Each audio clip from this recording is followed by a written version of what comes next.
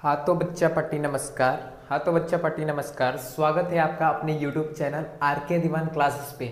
आज हम 6 बजे इसलिए नहीं आ पाए बच्चा पट्टी क्योंकि हमारा तबीयत थोड़ा डाउन है, ठीक है। तो हम सोचे हमारे बच्चे जो है आपके एनएमएमएस एग्जाम में अच्छा नंबर क्रैक कर सके, इसीलिए आपका क्लास 8:15 में आज शुरू किया गया। लेकिन कल जो आपका क्लास होगा 6 बजे शाम को ही होगा। तो बच्चा पार्टी आपका थोड़ा फर्ज बनता है कि अपने दोस्तों के पास थोड़ा शेयर कर दीजिए ताकि सभी लोग इम्पोर्टेंट क्वेश्चन को कर सके और एग्जाम में अच्छा मार्क्स ला सके, ठीक है बाबू। कौन कौन जुड़ चुके हैं कमेंट कीजिए एक बार।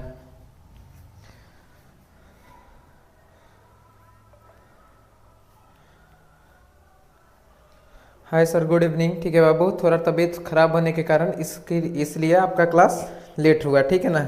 चलिए कोई दिक्कत नहीं। Hi sir, Radhe Radhe sir. ठीक है बाबू, चलिए क्लास शुरू कीजिए। ठीक है बाबू, क्लास शुरू करते हैं, ठीक है। राशि कुमारी, यस सर। ठीक है, पता नहीं है सर। ठीक है, good evening sir. Good evening बाबू। चलिए रोशन, रौनक, लक्ष्मण, ठीक है। सूर्या टॉल, ठीक है। गुड इवनिंग भैया, गुड इवनिंग। ठीक है, साहिल, सचिन मिनी, ठीक है sir. Good evening sir. Good evening बाबू। चलिए गुड इवनिंग भैया, ठीक है बाबू। चलिए क्लासेस को शुरू करते हैं। आप लोग थोड़ा शेयर कर दीजिए ताकि बच्चे जो है जुड़ सके, आपके दोस्त भी देख सके वीडियो को। एक बार क्लासेस को शेयर कर दीजिए, ठीक है ना। चलिए हम लोग क्लासेस को स्टार्ट करते हैं। चलिए एक बार क्लासेस को लाइक कर दीजिए बाबू, एक बार क्लासेस को थोड़ा लाइक कर दीजिए। उसके बाद आपका क्लासेस को शुरू किया जा रहा है, ठीक है ना। आपका क्लासेस को तुरंत शुरू किया जा रहा है। आप थोड़ा क्लासेस को बस एक बार लाइक कर दीजिए, ठीक है। चलिए क्लासेस को शुरू करते हैं।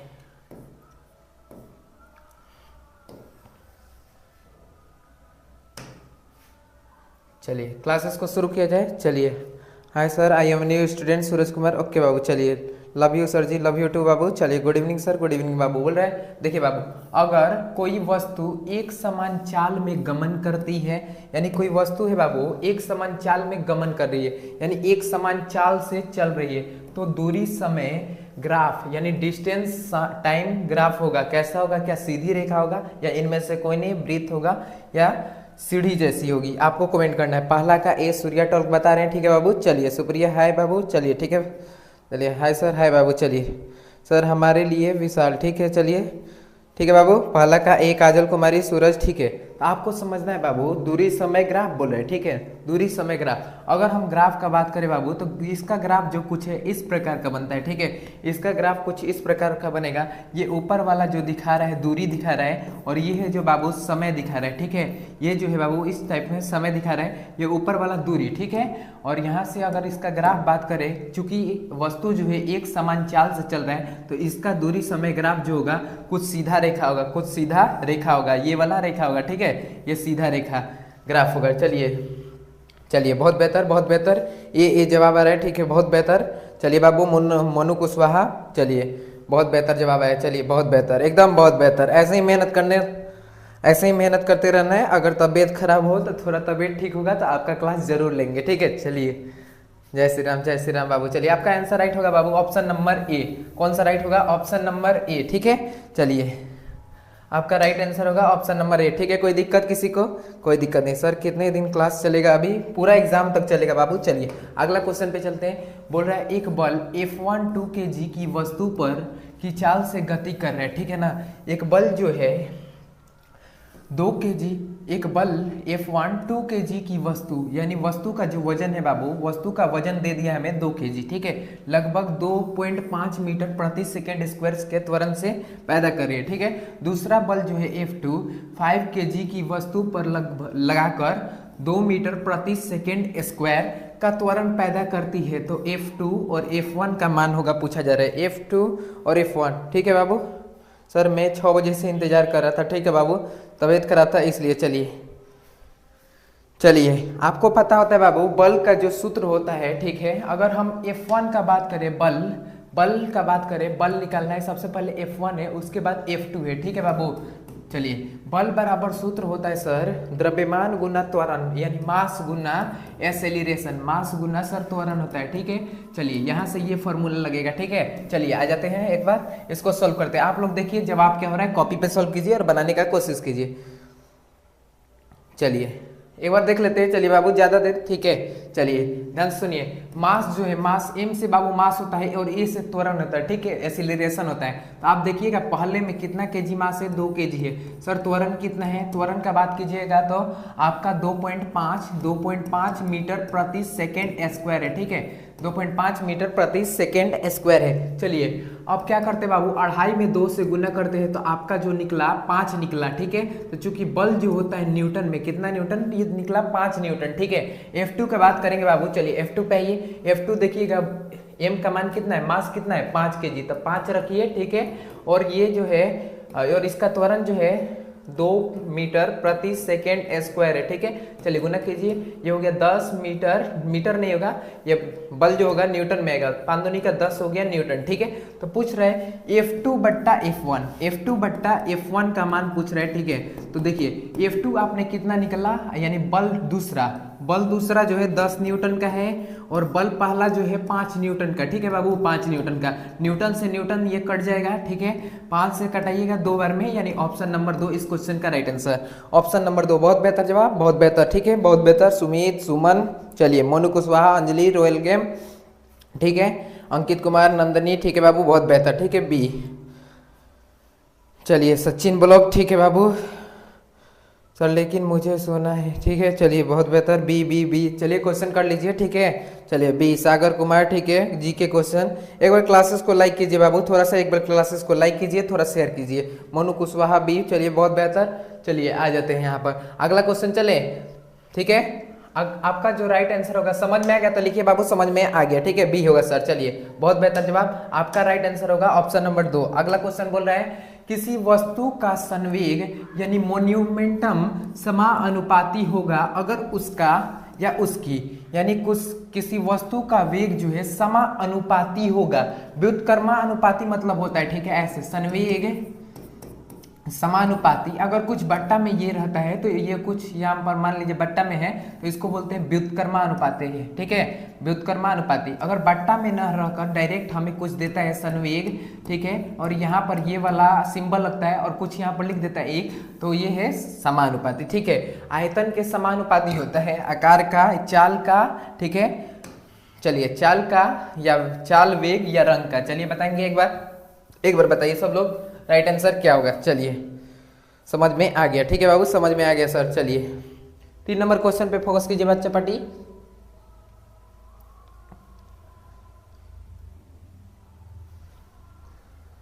आपने संवेग का सूत्र पढ़ा होगा, द्रव्यमान गुना वेग। संवेग का एक सूत्र पढ़ा होगा बाबू, संवेग का सर सूत्र क्या होता है, द्रव्यमान गुना वेग, ठीक है, द्रव्यमान गुना वेग। चलिए आपको वेग कैसे दिखाई दे रहा है, वेग आपको गुना में दिखाई दे रहा है बाबू, वेग आपको कैसे दिखाई दे रहा है, गुना में, ठीक है।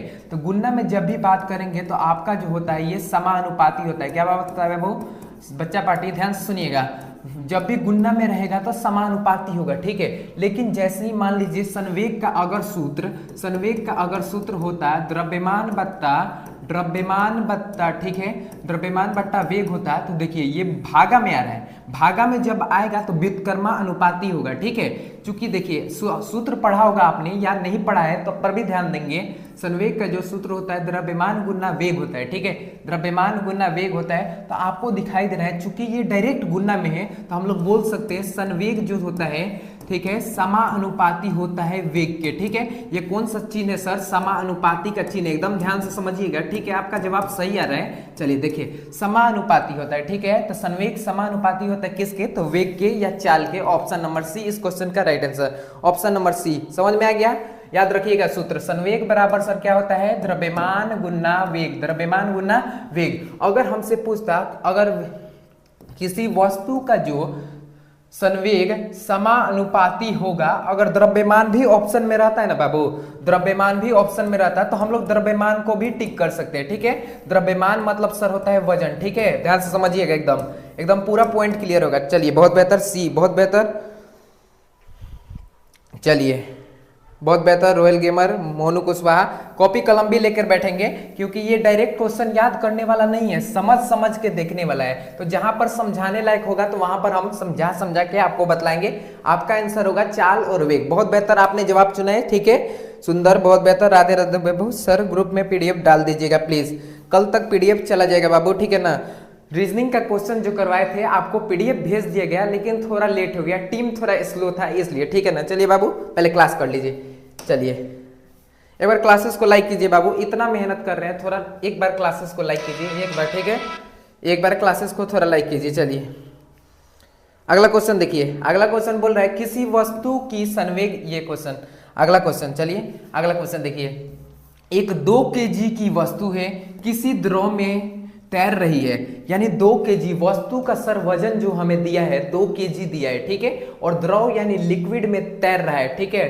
तो उस पर लगने वाला उत्प्लावन बल यानी का मान क्या होगा? उत्प्लावन बल का सर द्रव द्वारा यानी लिक्विड द्वारा एक ऊपर की तरफ वस्तु को ढकेला जाता है, ठीक है। द्रव क्या करता है? वस्तु को ऊपर की तरफ ठेलता है, इसीलिए जो होता है हमारा पानी में कोई भी वस्तु तैर पाता है, उसे हम सर उत्प्लावन बल बोलते हैं, ठीक है बच्चा पार्टी। चलिए बहुत बेहतर। चलिए उत्प्लावन बल का आपको मान पूछ रहे हैं, ठीक है। उत्प्लावन बल का मान क्या होगा? चलिए सब लोग जवाब देंगे, सब लोग जवाब देंगे। चलिए उत्प्लावन बल, ध्यान से सुनिए, उत्प्लावन बल सर, उत्प्लावन बल जो होता है, उत्प्लावन बल को एम के टाइप में लिखते हैं, ठीक है। एम के टाइप में लिखते हैं, इसी से इसको सूचित किया जाता है, एम के द्वारा सूचित किया जाएगा, और ठीक है एम के द्वारा लिखा जाता है, ठीक है ना। चलिए एम के द्वारा नहीं, उत्प्लावन बल जो होता है बाबू डब्ल्यू के जैसा होता है, ओमेगा। सॉरी अब समझ में आ गया। चलिए एक बार आ जाइए यहाँ पर, ध्यान से सुनिएगा, अब ध्यान से थोड़ा सुनिएगा। उत्प्लावन जो होता है सर, इसको बोलते हैं ओमेगा, बोलते हैं ओमेगा। क्या बोलते हैं बाबू? ओमेगा। याद रखिएगा, ये जो चिन्ह आपको दिखाई दे रहा है ये ओमेगा का है, ठीक है बाबू, ओमेगा का है। किसका है बाबू? ओमेगा का, ठीक है। तो देखिए उत्प्लावन बल का जो सूत्र होता है M × G होता है सर। G मतलब होता है ग्रेविटेशनल फोर्स यानी गुरुत्वीय त्वरण, गुरुत्वीय त्वरण यानी पृथ्वी द्वारा लगाया गया बल। पृथ्वी जो बल लगाता है 9.8 का बल लगाता है, 9.8 का बल लगाता है सर। m मतलब क्या होता है? m मतलब होता है मास, मास मतलब सर क्या होता है? द्रव्यमान, यानी किसी वस्तु का वजन कितना है सर, ठीक है। और g मतलब होता है गुरुत्वाकर्षण, गुरुत्वाकर्षण पृथ्वी द्वारा बल लगाया जाता है जिससे बोलते हैं गुरुत्वाकर्षण, ठीक है। यहाँ से समझिएगा m का मान, देखिए वजन कितना है 2 kg, तो यहाँ पे रखिएगा 2 kg, ठीक है, गुना। चलिए क्या कीजिएगा, यहाँ पर g देखिए ग्रेविटेशनल कितना है, तो आपको ग्रेविटेशनल दिखाई दे रहा है 9.8, ठीक है, 9.8 दिखाई दे रहा है। अब आप क्या कीजिए, गुना कीजिए। चलिए केजी के लिए केजी छोड़ देंगे, वो कोई दिक्कत नहीं है। देखिए 2 से 8 में गुना कीजिएगा बाबू, 16 होगा, हासिल 6, 9 दूनी 18, 1 19। पॉइंट कहाँ लग जाएगा बाबू? एक अंक पे लग जाएगा, क्योंकि ये आपको दिखाई दे रहा है सर आपने 9.8 कहां से लिया, तो ये गुरुत्वाकर्षण का मान होता है 9.8 होता है, 9.8 मीटर प्रति सेकेंड स्क्वायर होता है, ठीक है। 9.8 मीटर प्रति सेकेंड होता है ग्रेविटेशनल का मान। बहुत बेहतर, ठीक है। आपका जवाब होगा ऑप्शन नंबर बाबू सी हो जाएगा, ठीक है। ऑप्शन नंबर सी, बहुत बेहतर आपने जवाब चुना है, ठीक है। बी नहीं होगा बाबू, बी नहीं होगा, 9.8 का नहीं लगेगा। जब 1 kg बोलेगा तब 9.8 का लगेगा। चलिए अगर वस्तु का वजन बाबू ध्यान से सुनिए, अगर वस्तु का वजन हम यहाँ पर 5 kg दे दें तो आप लोग बताएंगे उत्प्लावन बल कितना होगा, ठीक है। उत्प्लावन बल कितना होगा? उत्प्लावन बल कितना होगा? एक बार बताइएगा उत्प्लावन बल कितना होगा। अगर 5 kg होता बाबू तो उत्प्लावन बल कितना होता? आपको पूरा सूत्र लिखवाए ना, आपको पूरा सूत्र लिखवाए, ठीक है। बी, बहुत बेहतर जवाब आ रहा है, ठीक है। बी नहीं होगा बाबू, सी होगा। चलिए अगर 5 kg होगा तो कितना होगा बताइए एक बार। 5 kg होगा सर तो कितना होगा? बस आपको 9.8 से गुना करना है। आपको याद रखना है उत्प्लावन बल को सर ओमेगा से सूचित किया जाता है। ओमेगा बराबर होता है m × G। m मतलब सर क्या होता है? मास, यानी वस्तु का द्रव्यमान भार कितना है, ठीक है। G मतलब होता है सर गुरुत्वाकर्षण, पृथ्वी अपने तरफ किसी वस्तु को कितना स्पीड से खींचती है उसको ही बोलते हैं गुरुत्वाकर्षण, ठीक है। चलिए 49 न्यूटन, 32 47, ठीक है बाबू। कुछ नहीं करना है, आपको गुना करना है। ओमेगा उत्प्लावन बल पूछ रहा है, उत्प्लावन बल बराबर सर हम लोग लिख सकते हैं ओमेगा। ओमेगा बराबर सर होता है m × G। सर द्रव्यमान जो है, मास कितना है सर? मास जो है इसका यानी द्रव्यमान है सर 5 kg है। और ग्रेविटेशनल का मान हमेशा फिक्स होता है, बदलता नहीं है, ठीक है ना बाबू, बदलता नहीं है, ठीक है। तो आप क्या कीजिएगा 9.8 से गुना कीजिएगा, ठीक है 9.8 से। तो आप देखिए यहाँ से 5 में 8 से गुना कीजिएगा, 40 के लिए 0 हासिल 4, 9 5 45 और 4 49। सर पॉइंट जो लगा है एक अंक के बाद लगा है, तो एक अंक के बाद लगाएंगे तो यहाँ पर जो होगा 49 न्यूटन होगा। कितना होगा बाबू 49 न्यूटन। तो कौन कौन जवाब दिया है 49 न्यूटन? सूर्या टॉल बहुत बेहतर, ठीक है बाबू। 45 नहीं होगा मोनू कुमार, ठीक है समझ में आ गया, ठीक है बाबू। जी के क्वेश्चन चलिए बहुत बेहतर बहुत बेहतर। सर टेस्ट ऐप पर लीजिए।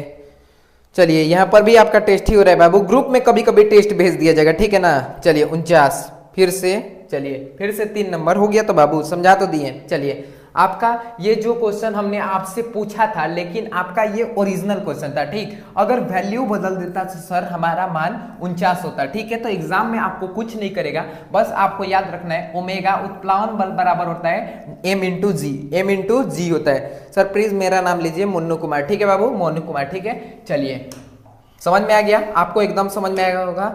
ये क्वेश्चन का राइट आंसर होगा 19 न्यूटन, और जो हमने आपसे क्वेश्चन पूछा उसका जवाब होगा 49 न्यूटन। चलिए अगला क्वेश्चन पे चलते हैं। अगला क्वेश्चन क्या है बाबू? अगला क्वेश्चन देखिए, गुरुत्वाकर्षण के कारण बोल रहा है, गुरुत्वाकर्षण के कारण त्वरण जी का मान 9.8 मीटर देखिए होता है। पृथ्वी की सतह के ऊपर, पृथ्वी की सतह के नीचे होता है, पृथ्वी के सतह पर होता है, पृथ्वी के केंद्र पर होता है, ठीक है। तो ये जो आपका पृथ्वी है, पृथ्वी एक प्यारा सा ग्रह है और जिस पर जीवन संभव है, इस पर हम लोग रहते हैं, ठीक है बाबू। ध्यान से सुनिए, गुरुत्वाकर्षण के कारण, गुरुत्वाकर्षण मतलब सर पृथ्वी द्वारा एक बल लगाया जाता है, उसे हम लोग बोलते हैं गुरुत्वाकर्षण। पृथ्वी द्वारा लगाए गए बल, ठीक है, पृथ्वी द्वारा लगाए गए बल को गुरुत्वाकर्षण बोलते हैं, ठीक है। तो बताइए गुरुत्वाकर्षण के कारण त्वरण का मान कहाँ शून्य होता है, एक बार बताएंगे। चलिए जवाब दीजिए। गुरुत्वाकर्षण के कारण त्वरण का मान कहाँ शून्य होता है? आप लोग का जवाब आ रहा है बी चुन रहे हैं, पांचवा का डी होगा, जी नहीं है। पृथ्वी के केंद्र पर थोड़ी ना होता है, पृथ्वी के सतह पर होता है बाबू। जब भी देखिए गुरुत्वाकर्षण के कारण त्वरण का मान इतना होता है, ठीक है 9.8 मीटर प्रति सेकेंड होता है। किसके कारण? तो पृथ्वी की सतह पर होता है। कहाँ होता है? पृथ्वी के सतह पर, यानी पृथ्वी का ये वाला जो भाग होता है जिस पर आप रहते हैं, उस पर ही गुरुत्वाकर्षण का मान कितना होता है? गुरुत्वाकर्षण के कारण त्वरण का मान कितना होता है? 9.8 मीटर प्रति सेकेंड स्क्वायर, 9.8 मीटर प्रति सेकेंड स्क्वायर। तो इस क्वेश्चन का राइट आंसर होगा ऑप्शन नंबर 2 हो जाएगा इस क्वेश्चन का राइट आंसर, ठीक है बाबू, याद रखिएगा। डी नहीं होगा सर, मैं बिक्की हूं, ठीक है बाबू, कोई दिक्कत नहीं है। चलिए बी बहुत बेहतर जवाब। आपको याद रखना है गुरुत्वाकर्षण के कारण त्वरण का मान जो होता है 9.8 मीटर प्रति सेकेंड स्क्वायर होता है। कहां पर होता है सर? तो पृथ्वी की सतह पर होता है। अगला क्वेश्चन चलते हैं। अगला क्वेश्चन क्या बोल रहा है? अगला क्वेश्चन बोल रहा है बच्चा पार्टी, एक अश्व शक्ति बराबर क्या होता है? एक अश्व शक्ति बराबर आपको बतलाना है क्या होता है। बस याद रखना है, जूल थोड़ी ना होता है, वाट में होता है, ठीक है बाबू, वाटी में होता है। लेकिन आपको कंफर्म करके बतलाना है 373 होता है या 746 वाट होता है, ठीक है। एक बार बताएंगे सर कौन सा ग्रुप है बताइए ना प्लीज। 90 60 33 78 96 यहां पर लिख देते हैं बाबू व्हाट्सएप नंबर, ठीक है। चलिए व्हाट्सएप, ठीक है। चलिए एक अश्व शक्ति बराबर, ठीक है, आपको इतना हिंट किया ना, अश्व शक्ति जो होता है वाट में होता है। सर शक्ति का एसआई मात्रक जो होता है, हमने पढ़ा है शक्ति का एसआई मात्रक क्या होता है? शक्ति का एसआई मात्रक याद रखिएगा वाट होता है।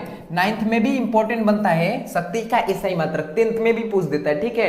10th का देखिए साइंस का एग्जाम होगा तो जरूर क्वेश्चन आएगा, एक अश्व शक्ति बराबर कितना होता है, इससे रिलेटेड जरूर क्वेश्चन आएगा, ठीक है। 746 वाट, बहुत बेहतर सोनू, ठीक है। डी नंबर चुन रहे हैं, बहुत बेहतर बाबू, बहुत बेहतर, ठीक है। प्रिंस, ठीक है, डी बहुत बेहतर। 373 नहीं होता है बाबू, एक अश्व शक्ति याद रखिएगा, शक्ति का एसआई मात्रक सर वाट होता है। और एक हॉर्स पावर जो होता है, एक हॉर्स पावर का बात करेंगे, एक हॉर्स पावर जो होता है, ठीक 746 वाट का होता है। आपने सुना होगा घरों में जो हम लोग मोटर का यूज करते हैं, सर मोटर का यूज किस लिए करते हैं? पानी चढ़ाने के लिए, पानी को ऊपर पहुंचाने के लिए। कहां सर? टंकी तक, टंकी तक, टंकी जो रहता है हमारे छत पे रहता है, ठीक है। तो मोटर जो होता है, मोटर भी सर एचपी पे आता है, हॉर्स पावर पे आता है। अगर मोटर जो होता है ज्यादा एचपी का होता है तो ज्यादा पावरफुल होगा, ठीक है, ज्यादा पावरफुल होगा, ठीक है, ज्यादा पावरफुल होगा, यानी तुरंत हमारा टंकी भरेगा, टंकी तक बहुत जल्दी पानी पहुंचाएगा, ठीक है। सर मेरा नाम तंजलिया है, ठीक है बाबू, कोई दिक्कत नहीं। चलिए आगे बढ़े। चलिए इसको तो आप लोग को याद है, याद भी रखिएगा। शक्ति का ऐसा ही मतलब क्या होता है बाबू, वाट होता है। जो मोटर होता है हमारा घर में वो वाट ही पे निर्भर करता है, ठीक है, अश्व शक्ति पे। बहुत बेहतर, बहुत बेहतर। चलिए अगला क्वेश्चन, अगला क्वेश्चन क्या है, जब किसी पत्थर के टुकड़े को वृत्तीय पथ पर यानी सर्कुलर मोशन, सर्कुलर पथ यानी पूरा गोल रास्ते पर, ठीक है, घुमाया जाता है तो उस पर कार्य क्या होगा, धनात्मक होगा, ऋणात्मक होगा, परिभाषित नहीं है यानी बताया नहीं जा सकता है, या शून्य होगा। बताएंगे एक बार, बताइए।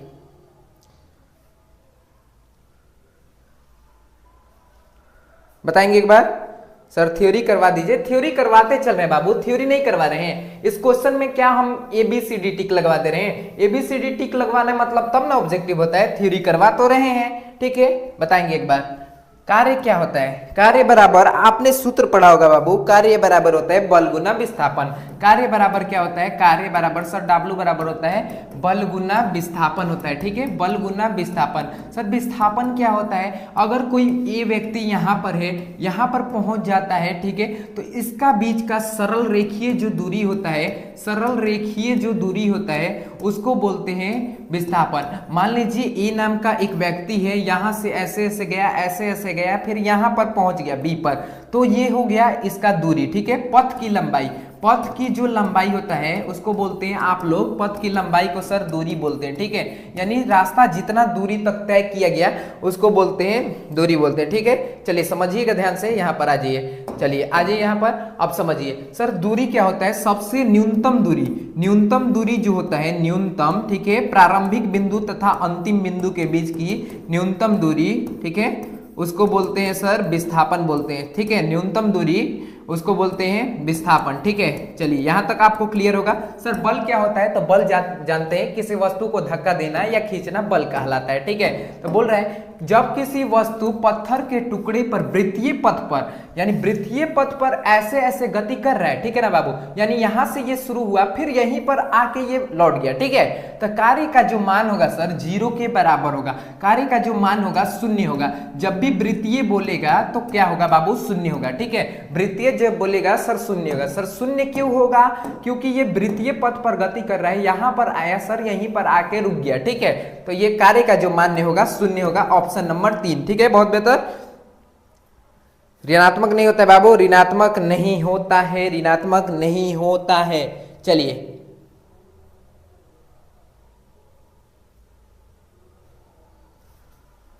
यहां हम लोग बोल सकते हैं बाबू, जब किसी वस्तु को वृत्तीय पथ पर घुमाया जाता है तो कार्य का मान 0 होता है। ध्यान से नोट में लिख लीजिएगा कॉपी में, जब किसी वस्तु को वृत्तीय पथ पर यानी गोला गोला करके आप घुमाइएगा, ठीक है, सर्कुलर पैथ पर घुमाइएगा, तो सर कार्य का मान जो होता है 0 के बराबर होता है, ठीक है बाबू, सी। चलिए इस क्वेश्चन का राइट आंसर होगा ऑप्शन नंबर सी। अगला क्वेश्चन पे चलते हैं। विद्युत विभव को मापने वाले यंत्र को क्या कहते हैं? विद्युत विभव यानी विभव मापने वाले यंत्र को क्या बोलते हैं सर? अमीटर बोलते हैं, वोल्टामीटर बोलते हैं, इनमें से कोई नहीं, या गैल्वेनोमीटर बोलते हैं। विद्युत विभव होता है, ठीक, विद्युत विभव यानी इलेक्ट्रिक पोटेंशियल को मापने वाले यंत्र जो होता है सर, यंत्र जो होता है, उपकरण जो होता है, उसको क्या बोलते हैं? उपकरण को आप लोग क्या बोलते हैं? ठीक है, बताएंगे उसका नाम क्या होता है।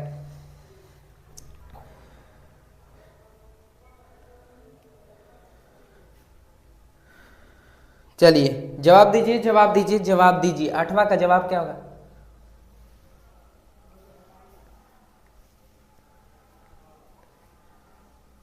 ए बी चुन रहा है कोई, ठीक है, ध्यान से सुनिए। विद्युत विभव मापने वाला यंत्र 2 यंत्र होता है। कितना यंत्र होता है बाबू? 2 यंत्र यहां पर होता है, ठीक है, 2 यंत्र होता है, ठीक है। आपको याद रखना है कौन कौन सा 2 यंत्र होता है सर। वोल्टामीटर एक होता है, वोल्टामीटर होता है, ठीक है, वोल्टामीटर से भी आप लोग माप सकते हैं। एक दूसरा जो होता है गैल्वेनोमीटर होता है।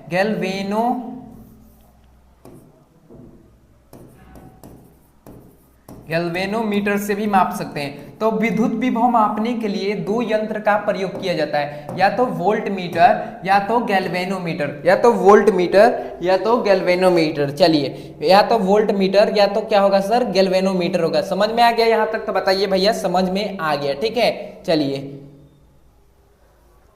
चलिए इस क्वेश्चन का राइट आंसर या तो ऑप्शन नंबर ए भी हो सकता है, या ऑप्शन नंबर 2 भी हो सकता है, और सी भी हो सकता है।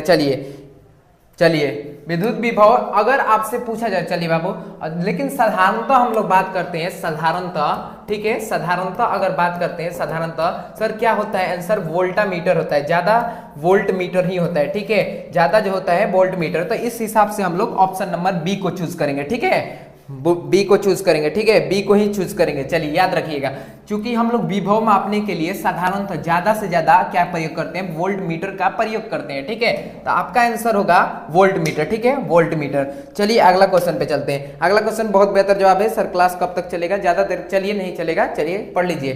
स्पष्ट दृष्टि के न्यूनतम लीस्ट डिस्टेंस व, ठीक है, ऑफ डिस्टिनेट विजन क्या होता है, यानी देखने के लिए स्पष्ट दृष्टि, यानी साफ साफ देखने के लिए बाबू, साफ साफ देखने के लिए न्यूनतम दूरी, ठीक है, स्पष्ट यानी साफ साफ बोल सकते हैं, साफ साफ देखने के लिए कम से कम कितना, सर कम से कम कितना दूरी पर वस्तु रहेगा तो आप किसी वस्तु को देख सकते हैं, कितना दूरी होना चाहिए बताइए एक बार।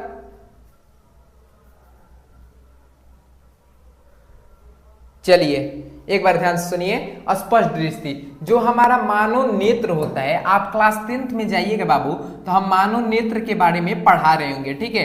ये जो होता है बाबू मानव नेत्र होता है, ठीक है, समझिएगा ध्यान से। फिजिक्स के एक चैप्टर, फिजिक्स का चैप्टर होता है जिसका नाम होता है सर मानव नेत्र होता है। क्या होता है, मानव नेत्र, यानी इसको बोलते हैं ह्यूमन आई बोलते हैं, ठीक है, ह्यूमन आई बोलते हैं। मानव नेत्र में सर उत्तल लेंस लगा होता है, क्या लगा होता है सर, उत्तल लेंस लगा होता है, ठीक है, उत्तल लेंस लगा होता है। और जो मानव नेत्र के सामने अगर कोई वस्तु जो है कम से कम सुनिएगा, अगर वस्तु की दूरी जो है 25 सेंटीमीटर है तो वो हमें स्पष्ट दिखाई देता है, स्पष्ट। न्यूनतम पूछ रहे हैं, न्यूनतम बोलेगा तो सर 25 सेंटीमीटर होगा, और सर अधिकतम बोलेगा तो क्या हो सकता है, अधिकतम कितना हो सकता है सर, अधिकतम। मानव नेत्र अधिकतम कहां से देख सकता है, तो अनंत तक देख सकता है, ये भी आपको याद रखना है। मानव नेत्र में सर कौन सा लेंस लगता है, उत्तल लेंस लगता है, ठीक है, उत्तल लेंस लगता है। उत्तल लेंस कुछ इस प्रकार का होता है, ये होता है बाबू अवतल लेंस होता है, ठीक है, ये अवतल लेंस होता है। देखिए ये वैसा लेंस जो किनारों की अपेक्षा बीच में मोटा हो उसे उत्तल लेंस बोलते हैं, ये वाला लेंस को अवतल लेंस बोलते हैं, ठीक है। मानव में जो लेंस लगता है बाबू उत्तल लेंस लगता है, ये भी आपको याद रखना है, ठीक है बाबू, ये भी याद रखना है। तो इस हिसाब से दूरी क्या होगा बाबू, इस हिसाब से अगर हम बात करें स्पष्ट दर्शन की न्यूनतम दूरी कितना होता है, तो न्यूनतम बोलेगा तो 25 सेंटीमीटर, अधिकतम बोलेगा तो सर कितना होगा, अनंत होगा। अधिकतम बोलेगा तो कितना होगा, अनंत। यहां तक आपको फोकस करता है, ये भी इंपॉर्टेंट बनता है, ये भी इंपॉर्टेंट बनता है। जरूरी नहीं है क्वेश्चन हमसे यही पूछे, अधिकतम भी पूछ सकता है, ठीक है बाबू। चलिए बहुत बेहतर, चलिए बहुत बेहतर, बहुत बेहतर, चलिए बहुत बेहतर, आ जाते हैं, ठीक है बाबू, याद रखिएगा ऑप्शन नंबर बी होगा इस क्वेश्चन का राइट आंसर। समझ में आ गया, सबको समझ में आ गया। चलिए अगला क्वेश्चन बोल रहा है पीला प्रकाश और हरा प्रकाश। देखिए पीला प्रकाश और हरा प्रकाश किस माध्यम में समान वेग से गमन करता है, यानी पीला जो प्रकाश होता है बाबू, येलो लाइट, ठीक है, येलो लाइट जो होता है, ठीक है, और आपका ग्रीन लाइट जो हो गया, पूछ रहा है कौन सा एक ऐसा माध्यम है सर, माध्यम में प्रकाश को गमन करने के लिए, प्रकाश को ध्यान से सुनिए, प्रकाश को गमन करने के लिए माध्यम की आवश्यकता होती है, ठीक है, माध्यम की आवश्यकता होती है, ठीक है, आवश्यकता होती है, ये भी लिख लीजिएगा, ठीक। चलिए प्रकाश को गमन करने के लिए माध्यम की आवश्यकता होती है, ठीक है, एक बार क्लासेस को थोड़ा लाइक कर दीजिए बाबू, एक बार क्लासेस को लाइक कर दीजिए, ठीक है। पीला प्रकाश और हरा प्रकाश किस माध्यम में समान वेग से गति करता है? क्या हवा होता है या पानी होता है? सर शीशा होता है या ग्लिसरीन होता है? एक बार बताएंगे सब लोग, एक बार बताइए। चलिए, पीला प्रकाश जो होता है बाबू, देखिए पीला प्रकाश और हरा प्रकाश एक ऐसा माध्यम होता है, ठीक है, आपका गमन करता है, ठीक है। चलिए, आपका जवाब कौन सा आ रहा है? ऑप्शन नंबर ए बिल्कुल 10वां का ए सही है बाबू, 10वां का ए एकदम सही है, ठीक है। चलिए, प्रकाश, पीला प्रकाश और हरा प्रकाश जो होता है हवा माध्यम में बराबर गमन करता है, ठीक है, बराबर गमन करता है। सर कितना के स्पीड से गमन करता है? लाइट का स्पीड कितना होता है? लिख लीजिएगा एक बार, स्पीड ऑफ लाइट, ठीक है, यानी प्रकाश की चाल, प्रकाश की चाल, ये भी याद रखिएगा। प्रकाश सर कितने स्पीड से चलता है? तो 3 गुना 10 के घात 8 मीटर प्रति सेकेंड, 3 गुना 10 के पावर 8 मीटर प्रति सेकेंड, ठीक है, 3 गुना 10 के पावर 8 मीटर प्रति सेकेंड। तो आप बोल सकते हैं 3 पे 8 को जीरो लगा दीजिए सर, कितना जीरो लगाइएगा? 8 को, डबल 2 2 4 2 6 2 8, ठीक है। 1 सेकेंड में जो हमारा प्रकाश जो है लगभग इतना दूरी तय करता है, 1 10 100 1000 10,000 लाख 10 लाख करोड़ 10 करोड़, ठीक है। तो 3 करोड़ बोल सकते हैं, कितना बाबू? 3 करोड़ जो है 3 करोड़ मीटर 1 सेकेंड में तय करता है। 1 सेकेंड गुजरने में टाइम लगता है बाबू? नहीं लगता है। देखिए, लेकिन प्रकाश का चाल जो होता है इतना तेज होता है कि 1 सेकेंड में ये 3 करोड़ मीटर तय करता है, 3 करोड़ मीटर, ठीक है बाबू, 3 करोड़ मीटर। चलिए, बहुत बेहतर, बहुत बेहतर। हवा इस क्वेश्चन का राइट आंसर। ये भी याद रखिएगा, प्रकाश की चाल एग्जाम में पूछता है, तो प्रकाश की चाल ये भी इंपॉर्टेंट बनता है। देखिए, जो इंपॉर्टेंट बन रहा है उसको भी हम मार्क करते चल रहे हैं ताकि आप लोग नोट कर लीजिए। देखिए, ये ब्लू वाला लाइन से आप लोग नोट कर लीजिएगा, यहां तक आप लोग नोट कीजिएगा, ठीक है, यहां तक ये वाला भी नोट कर लीजिएगा, ठीक है, या तो स्क्रीनशॉट ले लीजिएगा, ठीक है ना। चलिए, बहुत बेहतर बाबू, बहुत बेहतर। चलिए, बहुत बेहतर, एकदम जवाब आ रहा है, ठीक है, हवा। चलिए, अगला क्वेश्चन पे चले। 3 गुना 10 के घात 8 मीटर प्रति सेकेंड, ठीक है, ये भी याद रखना है। चलिए, केवल ABCD करने से नहीं होगा बाबू, 30 करोड़ नहीं होगा, 3 करोड़ होगा, ठीक है बाबू, 30 करोड़ नहीं होगा। चलिए,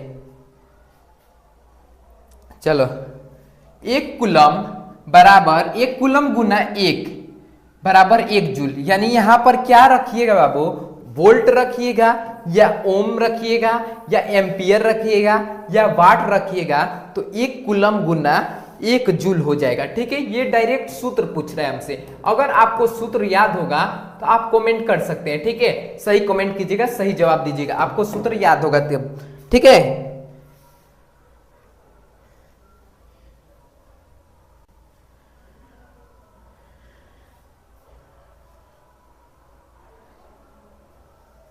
चलिए, ध्यान से सुनिएगा। 1 वोल्ट बराबर सर होता है 1 कूलम बट्टा 1 जूल होता है, 1 जूल होता है, ये सूत्र होता है, ठीक, ये सूत्र होता है, आप लोग याद रखिएगा। आपको सूत्र बच्चा पार्टी पता नहीं होगा तो एक बार सूत्र याद रखिएगा, ठीक है। 1 वोल्ट बराबर होता है सर 1 कूलम गुना 1 कूलम बट्टा 1 जूल होता है, 1 कूलम बट्टा, ठीक है, 1 कूलम बट्टा 1 जूल होता है, ठीक है। 1 वोल्ट बराबर बोल रहा है बाबू, चलिए 1 वोल्ट बराबर क्या बोल रहे हैं? 1 कूलम बट्टा 1 जूल। थोड़ा सा मिस्टेक लग रहा है यहाँ पर सर, कूलम ऊपर होगा या जूल ऊपर होगा, ठीक है। 1 वोल्ट बराबर, सॉरी, ध्यान से सुनिएगा। चलिए, 1 वोल्ट बराबर होता है 1 जूल बट्टा 1 कूलम, 1 जूल बट्टा 1 कूलम होता है, ठीक है, 1 जूल बट्टा 1 कूलम होता है, ठीक है, 1 जूल बट्टा 1 कूलम। इसके हिसाब से आप क्वेश्चन को बना सकते हैं। एक बार ध्यान से सुनिएगा, थोड़ा क्वेश्चन में सूत्र का ये प्रयोग होता है, सूत्र आपको याद रखना है क्योंकि बहुत सारा सूत्र होता है, इसलिए कभी कभी मिस्टेक हो जाता है, ठीक है। तो आपको घबराना नहीं है, आपको याद रखना है 1 वोल्ट बराबर होता है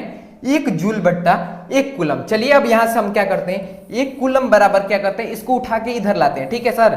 तो आप लिख सकते हैं 1 वोल्ट गुना 1 कूलम बराबर, 1 कूलम बराबर होता है सर 1 जूल के ये बराबर होता है, 1 जूल के ये बराबर होता है। तो देखिए यहाँ पर आपको क्या दिया है बाबू, यहां से देखिए, यहां से अगर बात करेंगे तो 1 कूलम तो दिया है सर, कूलम में क्या हो रहा है, 1 वोल्ट से सर गुना हो रहा है, 1 वोल्ट से गुना हो रहा है, तब 1 जूल मिल रहा है। तो आपका ऑप्शन कौन सा राइट होगा?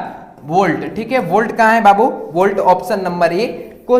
सूत्र पे, ये वाला सूत्र पे फोकस कीजिएगा। ऐसे भी पूछ सकता है 1 जूल बराबर क्या होता है, 1 जूल बराबर क्या होता है, ऐसे भी बोल सकता है, या तो 1 कूलम बराबर क्या हो सकता है। अगर हमसे पूछेगा बाबू 1 कूलम बराबर क्या होगा, तो आपको याद रखना है, ठीक है, 1 जूल तो जस का तस रहेगा, ठीक है, 1 जूल तो जस का तस रहेगा, ठीक है, लेकिन ये वोल्ट जो है गुना में इधर उठ के आ जाएगा, ठीक है, माइनस में, ठीक है, माइनस में नहीं भागा में, ठीक है, तो 1 वोल्ट हो जाएगा यहाँ पर।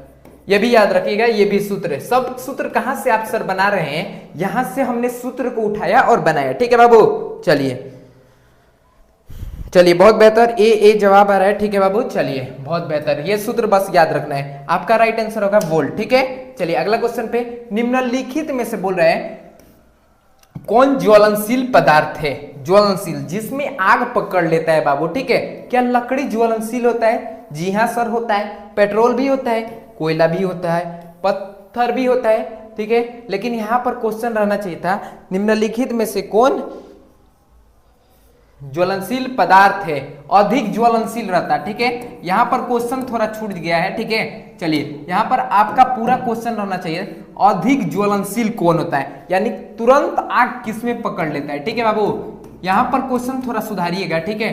टाइपिस्ट ने थोड़ा मिस्टेक किया है, तो आपको घबराना नहीं, हम पूरा आपको समझाएंगे। निम्नलिखित में से कौन अधिक ज्वलनशील होता है, यानी तुरंत आग पकड़ लेता है। तुरंत आग कौन पकड़ लेता है सर? क्या कोयला तुरंत आग पकड़ लेता है? जी नहीं, कोयला जो होता है, कोयला को आग पकड़ने में थोड़ा समय लगता है, लकड़ी उससे भी ज्यादा समय लगता है। लेकिन पेट्रोल, कहीं पर आप पेट्रोल डालिएगा और एक सलाई लगाइएगा, माचिस का तिल्ली दीजिएगा, तो वो तुरंत जल जाएगा। तो इस हिसाब से क्वेश्चन नंबर सी राइट होगा, ठीक है। चलिए, लेकिन अधिक ज्वलनशील रहना चाहिए, ठीक है। 12 का सी, बहुत बेहतर जवाब, बहुत बेहतर जवाब, ठीक है बाबू, बहुत बेहतर जवाब, बहुत बेहतर जवाब आपने दिया है, बहुत बेहतर, ठीक है। चलिए अगला क्वेश्चन, इससे पहले हम लोग आंसर जान लेते हैं, पेट्रोल होगा, ठीक है, आपको बता भी दिए और देख भी लिए। चलिए बहुत बेहतर, बोला निम्नलिखित में से, बच्चा पार्टी ध्यान से सुनिए, किस ईंधन को उष्मीय मान यानी कैलोरिक वैल्यू जो होता है उच्चतम होता है, यानी हाई होता है, आपसे पूछ रहा है कैलोरिक वैल्यू किसका हाई होता है, ठीक है। चलिए निम्नलिखित में से सभी ईंधन दिए गए, आपको फ्यूल दिए गए, ठीक है। सर ईंधन क्या होता है? जिसका प्रयोग दहन की प्रक्रिया में किया जाता है, उसको बोलते हैं बाबू ईंधन। दहन की जो प्रक्रिया होता है, आपने क्लास 8 के एनसीईआरटी बुक में पढ़ा है, दहन एवं ज्वाला। एनसीईआरटी बुक में एक चैप्टर होता है दहन एवं ज्वाला, वहां से ये क्वेश्चन उठ के आया है, ठीक है। चलिए ये क्वेश्चन वहां से उठ के आया है, एक बार बताइए किसका उच्चतम होता है? लकड़ी का होता है, एलपीजी का होता है सर, किरोसिन का होता है, हाइड्रोजन। ये एलपीजी मतलब होता है लिक्विड पेट्रोलियम गैस, लिक्विड, देखिए लिक्विड पेट्रोलियम गैस होता है। एलपीजी का जो फुल फॉर्म होता है बाबू, लिक्विड पेट्रोलियम गैस होता है, लिक्विड पेट्रोलियम गैस होता है, आपको याद रखना है, ठीक। लेकिन हमसे उच्चतम पूछ रहे हैं, तो उच्चतम किसका होता है एक बार बताएंगे? 13 का डी जवाब दे रहे हैं बाबू। चलिए और लोग जवाब दीजिए, और लोग जवाब दीजिए।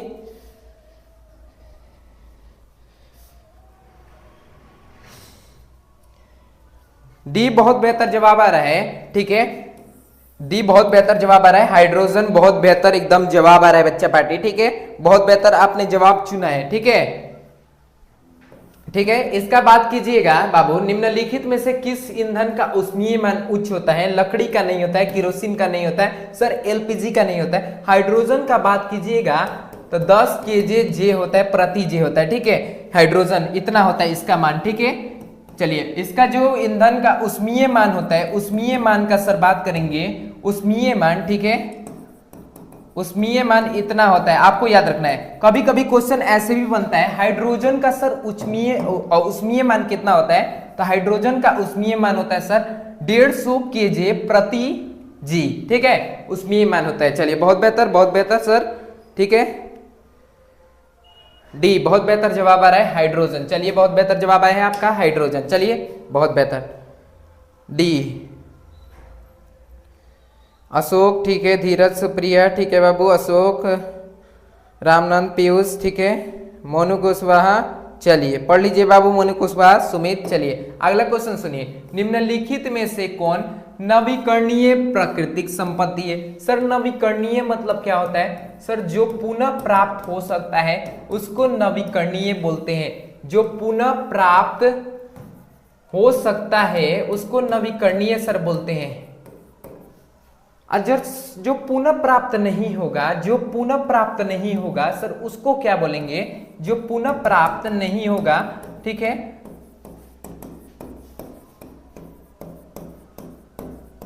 जो पुनः प्राप्त नहीं हो सकती है उसको बाबू बोलते हैं अनवीकरणीय बोलते हैं, ठीक है, अनवीकरणीय बोलते हैं प्राकृतिक संपत्ति। आपसे पूछ रहे हैं बाबू, ध्यान से सुनिए कि निम्नलिखित में से कौन नवीकरणीय होता है, पेट्रोलियम, प्राकृतिक गैस, कोयला या वायु यानी हमारा हवा। एक बार जवाब दीजिए, सब लोग बच्चा पार्टी का कमेंट देखा जा रहा है, ठीक है, चलिए जवाब दीजिए एक बार। 14 का सी जवाब दे रहे हैं, बहुत बेहतर जवाब आ रहा है बाबू, बहुत बेहतर, ठीक है, चलिए बहुत बेहतर जवाब आ रहा है। सबसे पहले जवाब देते हैं Sandeep Gupta, education of public, Alok, बहुत बेहतर बाबू, ठीक है, चलिए प्रिंस, बहुत बेहतर, चलिए बहुत बेहतर, बहुत बेहतर बाबू, बहुत बेहतर, एजुकेशन ऑफ पब्लिक, बहुत बेहतर, ठीक है, चलिए बहुत बेहतर, ब्रांड, बहुत बेहतर, तौसीफ कंप्यूटर, बहुत बेहतर, चलिए नवीकरणीय सर वायु जो होता है कभी हमारा समाप्त नहीं होगा, अगर समाप्त होगा तो पुनः पूर्ति योग्य है, पुनः पूर्ति योग्य है ये, ठीक है, योग्य है, इसलिए वायु जो होता है सर नवीकरणीय संसाधन होता है, नवीकरणीय प्राकृतिक संपत्ति होता है। लेकिन पेट्रोलियम जो होता है अनवीकरणीय, प्राकृतिक गैस सर अनवीकरणीय होता है, ये सब जो होता है आपका अनवीकरणीय होता है सर, पेट्रोलियम भी अनवीकरणीय होता है। लेकिन आपसे क्वेश्चन पूछ रहे हैं नवीकरणीय, तो नवीकरणीय में सर क्या होगा, वायु होगा। चलिए अगला क्वेश्चन चले, चलिए आपका आंसर वायु हो जाएगा। अगला क्वेश्चन बोल रहा है प्राकृतिक गैस का मुख्य अवयव क्या है, यानी प्राकृतिक गैस अगर बन रहा है, एग्जांपल लाइक प्राकृतिक गैस सर सीएनजी होता है, कंप्रेस्ड नेचुरल गैस, जिसका आजकल प्रयोग जो हो रहा है वाहनों में प्रयोग हो रहा है, ठीक है, वाहनों में प्रयोग हो रहा है, ठीक है, सीएनजी कंप्रेस्ड नेचुरल गैस होता है, ठीक है बाबू। चलिए बताइए मीथेन होता है, CO2 कार्बन डाइऑक्साइड, प्रोपेन या SO2, बताएंगे एक बार बताइए। चलिए आपका जवाब आ रहा है बाबू 15 का ए मीथेन। सोनू एकदम टाइप करके बताते हैं, ठीक है, चलिए क्लास कर लीजिए बाबू, पहले क्लास कर लीजिए, ठीक है। हमारा बताइए बाबू, इतना तबीयत खराब है तब पर भी आपके लिए क्लास लाए ना, तो एक बार क्लास करेंगे और एक बार थोड़ा वीडियो को लाइक करेंगे, ठीक है बाबू, एक बार वीडियो को लाइक कीजिए और क्लासेस को थोड़ा शेयर कीजिए। चलिए तो प्राकृतिक गैस का सर मुख्य अवयव जो होता है ये किससे बना होता है सर, तो ये जो बना होता है बाबू मीथेन से बना होता है। मीथेन सर किससे बना होता है, मीथेन या तो मैथेन भी बोलते हैं, मैथेन, ठीक है, कोई दिक्कत नहीं है सर। मैथेन जो होता है कार्बन और हाइड्रोजन से मिलके बनता है, मीथेन जो होता है सर कार्बन और हाइड्रोजन से मिलके बनता है सर, ठीक, कार्बन और हाइड्रोजन से मिलके बनता है। अगर हम बात करें कार्बन के सर एक अणु होते हैं, कार्बन का सर मीथेन में एक अणु होता है और हाइड्रोजन का सर 4 अणु होता है, तो हम लोग लिख सकते हैं मीथेन का जो सूत्र होता है CH4 होता है सर, ठीक है, CH4 होता है ऑप्शन, ठीक है, CH4, ठीक है, यानी कार्बन एगो, हाइड्रोजन को बाबू 4 गो, ठीक है। चलिए अगर इसका संरचना सूत्र पढ़िएगा तो आप लोग 9th क्लास में जब इसका संरचना सूत्र पढ़िएगा केमिस्ट्री में, ठीक है, केमिस्ट्री में जब संरचना सूत्र पढ़िएगा मीथेन का, ऐसे बोलता है मीथेन का संरचना सूत्र, देखिए संरचना क्या होता है, देखिए मीथेन एगो है बाबू और जो ये होता है सिंगल 4 बंध बनाता है, ठीक है, 4 बंध बनाता है, हाइड्रोजन जब इसको 4 मिल जाता है तो ये संतुष्ट हो जाता है, ठीक है, यानी 4 को ये बॉन्ड बनाता है सर, ठीक है, ऐसे कुछ इस प्रकार का। चलिए यहाँ पर हाइड्रोजन, यहाँ पर हाइड्रोजन, ये इसका संरचना सूत्र है, नोट भी कर लीजिएगा अगर कॉपी लेके बैठे होंगे तो, ठीक है। चलिए बहुत बेहतर जवाब, बहुत बेहतर जवाब, ठीक है बाबू, ज्ञान बहुत बेहतर, मीथेन इस क्वेश्चन का राइट आंसर मीथेन। चलिए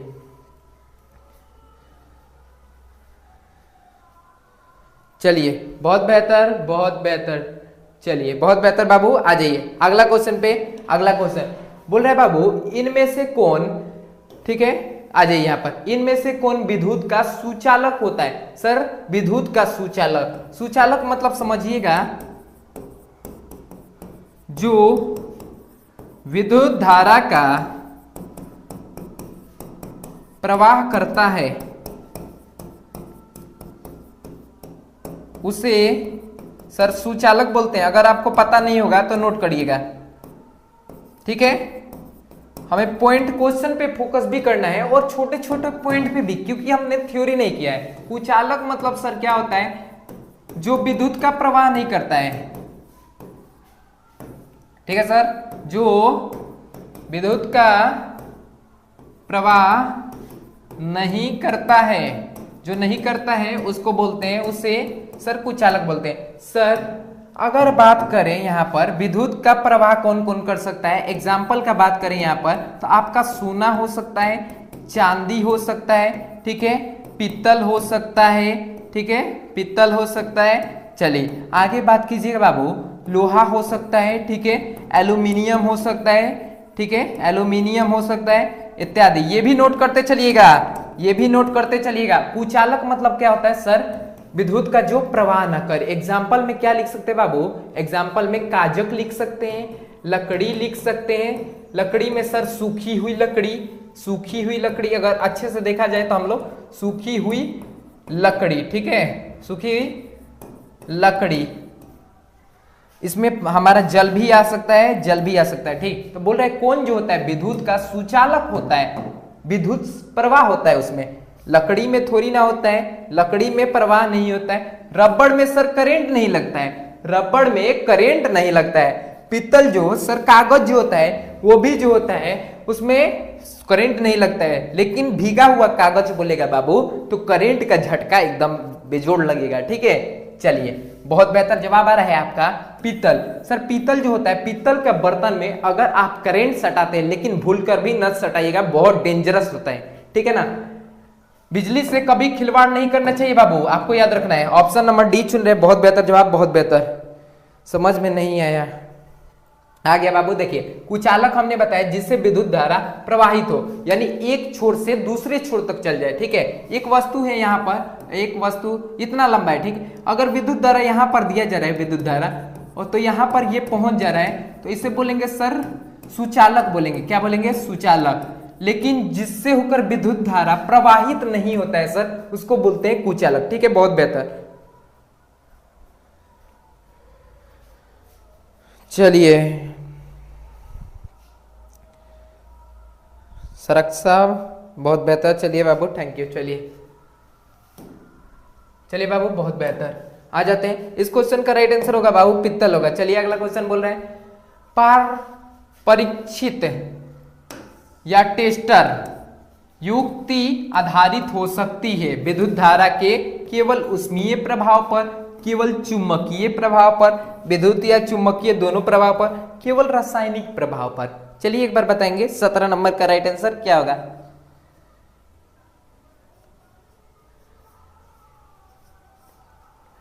चलिए ध्यान से सुनिएगा, यहां पर बोल रहे हैं बाबू टेस्टर। टेस्टर एक ट्यूब होता है, ठीक है। ये वाला ट्यूब जो होता है बाबू टेस्टर ट्यूब होता है, ठीक है। इसको बोलते हैं टेस्टर ट्यूब, ठीक है। टेस्टर जो होता है टेस्टर, ठीक है, टेस्टर ट्यूब नहीं, यहाँ पर टेस्टर ट्यूब लिखता तब। टेस्टर अगर बात करें तो टेस्टर कुछ इस प्रकार का होता है सर, टेस्टर कुछ इस प्रकार का होता है, ठीक है। टेस्टर कुछ इस प्रकार का होता है। ये जो युक्ति होता है टेस्टर होता है, या परीक्षित इसी को बोलते हैं, ठीक है। युक्ति जो होता है, ये जो यंत्र होता है आधारित हो सकती है, किस पर आधारित हो सकती है, ठीक है, आपसे पूछा जा रहा है। तो केवल ऊष्मीय प्रभाव यानी हीटिंग इफेक्ट पर, हीटिंग सर इफेक्ट पर आधारित होगा। किस पर आधारित होगा? हीटिंग इफेक्ट पर। ऑप्शन नंबर ए, ठीक है, ऑप्शन नंबर ए। केवल चुंबकीय नहीं होगा, ये तो होता ही नहीं, ऊष्मीय और चुंबकीय होता ही नहीं है, ठीक है। केवल रासायनिक नहीं होगा। ऑप्शन नंबर केवल ऊष्मीय प्रभाव, ओनली हीटिंग इफेक्ट, ठीक है। लिख सकते हैं यहाँ पर ओनली हीटिंग इफेक्ट, ठीक है। बहुत बेहतर, ठीक है बाबू। चलिए ये जवाब आ रहा है, बहुत बेहतर। सी नहीं होगा बाबू, चुंबकीय प्रभाव नहीं होगा, ए जवाब होगा, याद रखिएगा।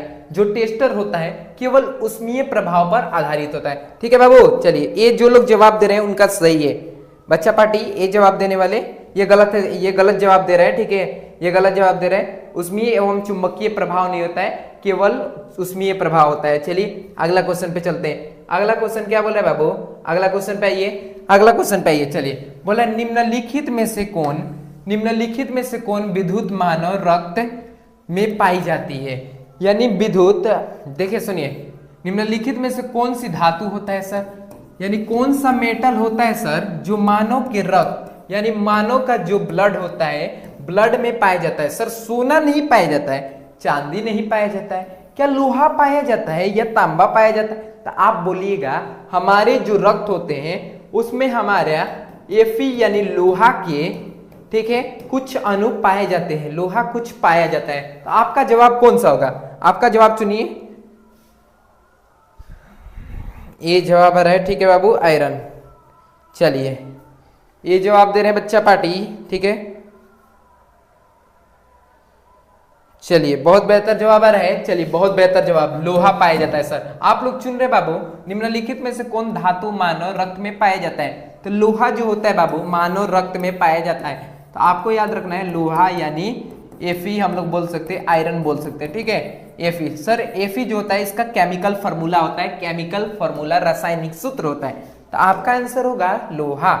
चलिए अगला क्वेश्चन पे बढ़ते हैं। कमरे के ताप पर द्रव अवस्था में रहने वाली धातु, ध्यान दीजिएगा ये क्लास 10th के लिए भी इंपॉर्टेंट होता है, क्लास 10th में भी पूछता है, ठीक है। क्लास 10th के लिए भी इंपॉर्टेंट होता है और NMMS एग्जाम के लिए भी इंपॉर्टेंट होता है, ठीक है। NMMS एग्जाम के लिए भाई इंपॉर्टेंट होता है, दोनों के लिए, ठीक है। तो पूछ रहे कमरे का तापमान। सर कमरा का जो तापमान होता है, साधारण तापमान जो होता है, अभी कमरे का जितना तापमान है, ठीक है, द्रव अवस्था यानी लिक्विड स्टेट में रहने वाला, ठीक है, लिक्विड स्टेट में, ठीक है, लिक्विड स्टेट में रहने वाली धातु का नाम बताना है। सर पारा, मैग्नीशियम होगा, कैल्शियम होगा या सोडियम होगा? आप लोग चुनिए एक बार, आप लोग चुनिए जल्दी से जवाब दीजिए। ए जवाब आ रहा है, बहुत बेहतर। मरकरी, आलोक राज एकदम टाइप करते हैं बाबू, बहुत बेहतर, ठीक है।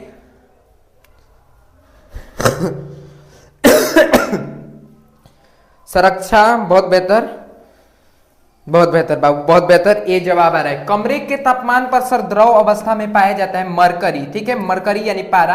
आप लोग थर्मामीटर देखते हैं बाबू, थर्मामीटर में जो द्रव होता है,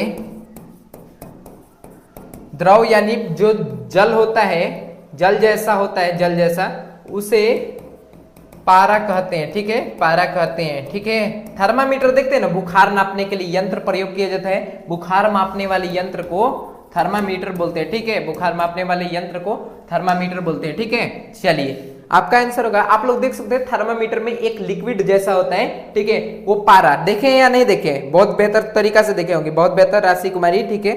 चलिए सर मेरा सही था, ओके बाबू। राहुल, ठीक है। चलिए एक बार बाबू थोड़ा पानी पी लेते हैं, बहुत जोर से हमें प्यास लगा है, ठीक है। चलिए एक बार पानी पी लेते हैं, उसके बाद देखते हैं। तब तक दूसरा क्वेश्चन चलते हैं बाबू, ठीक है, दूसरा क्वेश्चन पे आ जाइए। चलिए टाइम भी वेस्ट नहीं करेंगे। चलिए आपका आंसर तो राइट हो गया, मरकरी। चलिए अगला क्वेश्चन पे, अगला क्वेश्चन आप लोग पढ़िए और जवाब दीजिए।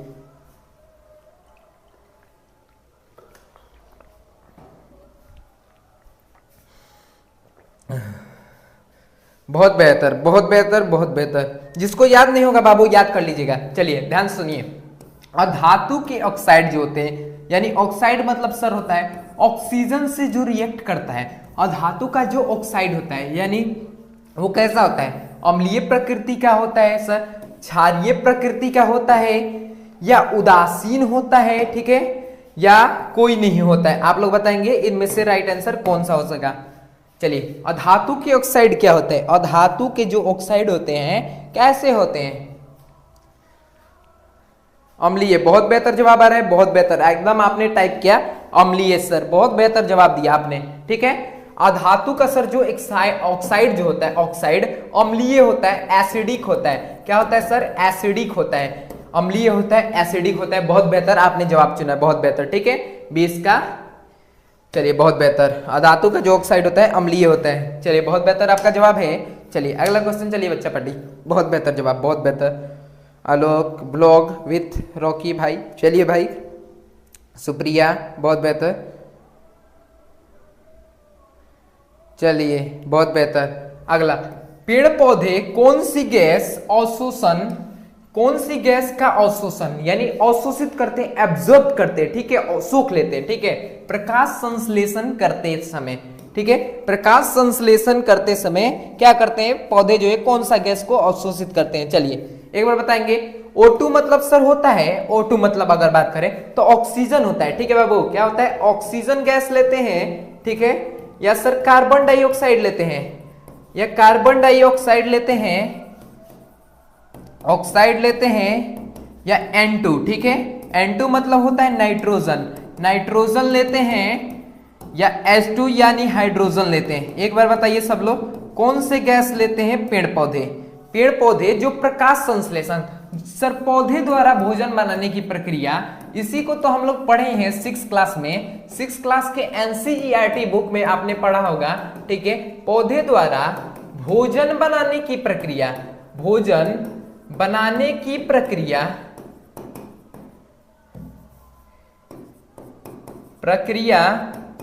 को प्रकाश संश्लेषण कहते हैं। चलिए बाबू जवाब दीजिए। सर प्रकाश संश्लेषण की प्रक्रिया में सर का ये जो पौधे कौन सी गैस लेते हैं? कार्बन डाइऑक्साइड लेते हैं, और बदले में ठीक है, बदले में ऑक्सीजन हमें देते हैं। कौन सा गैस देते हैं? ऑक्सीजन देते हैं। कौन सा गैस देते हैं बाबू? ऑक्सीजन, याद रखिएगा, ऑक्सीजन देते हैं, तभी ना हम लोग श्वास ले सकते हैं। रेस्पिरेशन का क्रिया होता है, श्वसन प्रक्रिया होता है। श्वसन चैप्टर आप लोग पढ़िएगा बाबू 10th क्लास में, ठीक है, 10th क्लास में श्वसन चैप्टर एकदम अच्छे तरीका से पढ़िएगा। चलिए बहुत बेहतर जवाब, बहुत बेहतर। CO2 बहुत बेहतर जवाब आया है बाबू। चलिए अगला क्वेश्चन बोल रहे हैं अम्ल वर्षा यानी एसिड रेन के प्रमुख अवयव कौन सा होता है? अम्ल वर्षा जो होता है, अम्ल वर्षा के कारण आज ताजमहल जो है, ताजमहल अपना सुंदरता खो रहा है, ताजमहल अपना सौंदर्यता, ठीक है, सौंदर्यता खो रहा है, सौंदर्यता खो रहा है, ठीक है, ताजमहल अपना खो रहा है, ठीक है। चलिए ताजमहल जो है यूपी में पड़ता है, आगरा, यूपी उत्तर प्रदेश आगरा, ठीक है, ये भी याद रखिएगा, इतिहास में क्वेश्चन होता है, ठीक है। चलिए अम्ल वर्षा का प्रमुख कारण कौन है? सल्फ्यूरिक है सर, नाइट्रिक अम्ल है। एक तथा क्या दोनों होगा, यानी सल्फ्यूरिक अम्ल या नाइट्रिक अम्ल दोनों होगा, ठीक है, दिए गए इनमें से कोई नहीं। आप लोग बताएंगे, बताइए एक बार, अम्ल वर्षा के लिए जिम्मेवार कौन होता है? अम्ल वर्षा के लिए जिम्मेवार कौन होता है? चलिए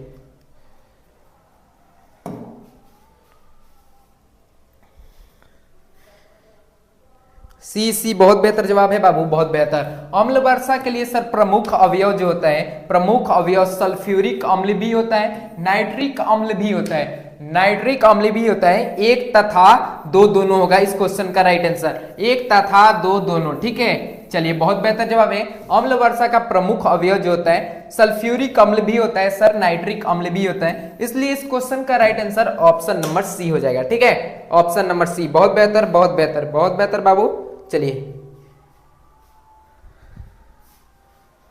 अगला क्वेश्चन बोल रहा है अल्गिन की व्युत्पत्ति होती है। अल्गिन की व्युत्पत्ति किससे होती है? ठीक है, अल्गिन जो होता है बैक्टीरिया से बनता है या फंजाई से बनता है, एल्गी से बनता है या प्रोटोजुआ से बनता है बाबू? बताएंगे एक बार अल्गिन की उत्पत्ति। ये बायोलॉजी का क्वेश्चन है बाबू, जीव विज्ञान, जीव विज्ञान का जनक का बात किया जाएगा बाबू, तो जनक जो होते हैं सर अरस्तु होते हैं, जीव विज्ञान के जनक, ठीक है, अरस्तु होते हैं। आगे जाइएगा तो जीव विज्ञान को दो भागों में बांट दिया जाएगा बाबू, जीव विज्ञान, एक सर वनस्पति विज्ञान होता है, चलिए एक जो विज्ञान होता है वनस्पति विज्ञान होता है, एक सर जंतु विज्ञान होता है।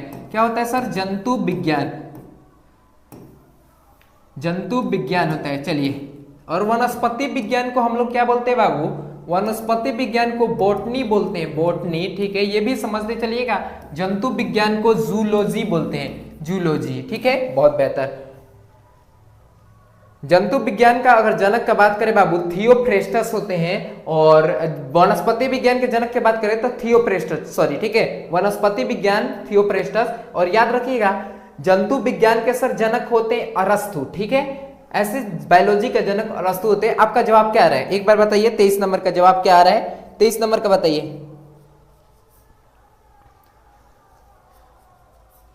चलिए बहुत बेहतर जवाब आ रहा है। दूसरा अल्गिन की उत्पत्ति जो होती है अलगी से होती है। सर अलगी जो होता है ये इंग्लिश वर्ड है, अंग्रेजी शब्द है, ठीक है, अंग्रेजी शब्द। अगर इसका शुद्ध हिंदी का अर्थ का बात करें बाबू, शुद्ध हिंदी क्या होता है? शुद्ध हिंदी जो होता है सर, शुद्ध हिंदी सर इसका सवाल होता है। सवाल आपने नाम जरूर सुना होगा, तो एल्गी अगर ऑप्शन में न रहे तो सवाल जरूर देगा, ठीक है, सवाल जरूर देगा, आपको चिंता करने का कोई जरूरत नहीं है। तो अल्गिन की भी उत्पत्ति जो होती है ऑप्शन नंबर 2 अलगी से होती है, ठीक है, अलगी से होती है। इस क्वेश्चन का राइट आंसर अलगी। अगला क्वेश्चन बोल रहे हैं बाबू, चलिए ध्यान सुनिए, चलिए बहुत बेहतर, yes sir, yes sir, yes sir. इनमें से कौन पदार्थ, इनमें से कौन सा ऐसा पदार्थ जो होता है जो अपूर्ण ज्वलन से बनता है? अपूर्ण ज्वलन यानी एक होता है पूर्ण ज्वलन यानी पूरा पूरा जल जाता है, अपूर्ण मतलब जब पूरा न जले, पूरा न जले, पूरा न जले तब बनता है अपूर्ण, ठीक है, पूरा न जले तब बोलते हैं अपूर्ण, ठीक है। तो बताइए इनमें से कौन सा ऐसा पदार्थ जो है अपूर्ण ज्वलन से बनता है? एक बार बताएंगे सब लोग।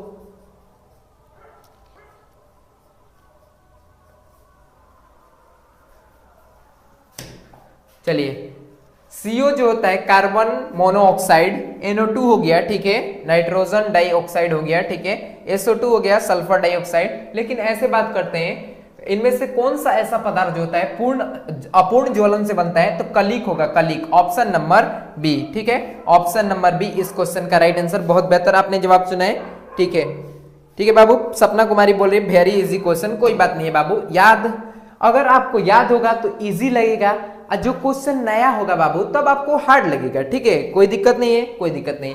अनाज में छिलका, अनाज से छिलका निकालने को क्या कहते हैं? अनाज से जब हम छिलका निकालते हैं बाबू तो उससे थ्रेसिंग बोलते हैं, या अनाज ओसना बोलते हैं, फसल कटाई बोलते हैं, निकोनिंग बोलते हैं। एक बार बताएंगे, ठीक है, आपने पढ़ा होगा फसल चैप्टर, फसल पढ़ा होगा ना, ठीक है, फसल पढ़ा होगा, क्रॉप पढ़ा होगा, क्रॉप पढ़ा होगा जरूर, ठीक है। एनसीईआरटी विज्ञान में आपका चैप्टर ही क्या नाम है? ठीक है, चैप्टर ही क्या नाम है? फसल एवं उत्पादन। चलिए बहुत बेहतर, चलिए हेलो सर जी, हेलो बाबू सुप्रिया, चलिए सुप्रिया कुमारी, कोई दिक्कत नहीं है बाबू, जवाब दीजिए। 25 का राइट आंसर क्या हो जाएगा? ये जवाब आ रहा है बाबू थ्रेसिंग, थ्रेसिंग चुन रहे हैं, बहुत बेहतर जवाब आ रहा है थ्रेसिंग। देखते हैं थ्रेसर होता है, एक थ्रेसर एक यंत्र होता है जिससे अनाज का छिलका हटाया जाता है, ठीक है, अनाज का छिलका थ्रेसर। देखते हैं धान जो होता है, धान का छिलका हटता है बाबू, धान का, ठीक है, धान से देखते हैं आप लोग चावल बन जाता है, तो ये थ्रेसर होता है, थ्रेसर होता है, ठीक है बाबू, थ्रेसर। तो अनाज से छिलका निकालने की प्रक्रिया थ्रेसिंग कहलाता है बाबू, थ्रेसिंग। ऑप्शन नंबर ए होगा इस क्वेश्चन का राइट आंसर। अनाज ओसना नहीं होगा, ठीक है, ये गलती बता रहा है, ये जो होगा थ्रेसिंग होगा। चलिए बहुत बेहतर, ऑप्शन नंबर ए इस क्वेश्चन का राइट आंसर, थ्रेसिंग। चलिए अनाज ओसना नहीं होता है, अनाज ओसना बिल्कुल नहीं होता है, ठीक है, कंफर्म आंसर एकदम थ्रेसिंग होगा, क्योंकि थ्रेसर ही से हम लोग यूज करते हैं। चलिए अगला बोल रहा है गर्भाशय के अंदर भ्रूण को कौन सुरक्षित रहता है? यानी गर्भाशय के अंदर जो भ्रूण बनता है, यानी जो शिशु बनने का ये प्रक्रिया होता है, शिशु बनने का जो प्रक्रिया होता है, भ्रूण बनता है, ठीक है, शिशु बनने की प्रक्रिया, ठीक है, में भ्रूण, भ्रूण को कौन सुरक्षित रहता है? ठीक है, आप लोग को बताना है। 26 नंबर का राइट आंसर क्या होगा?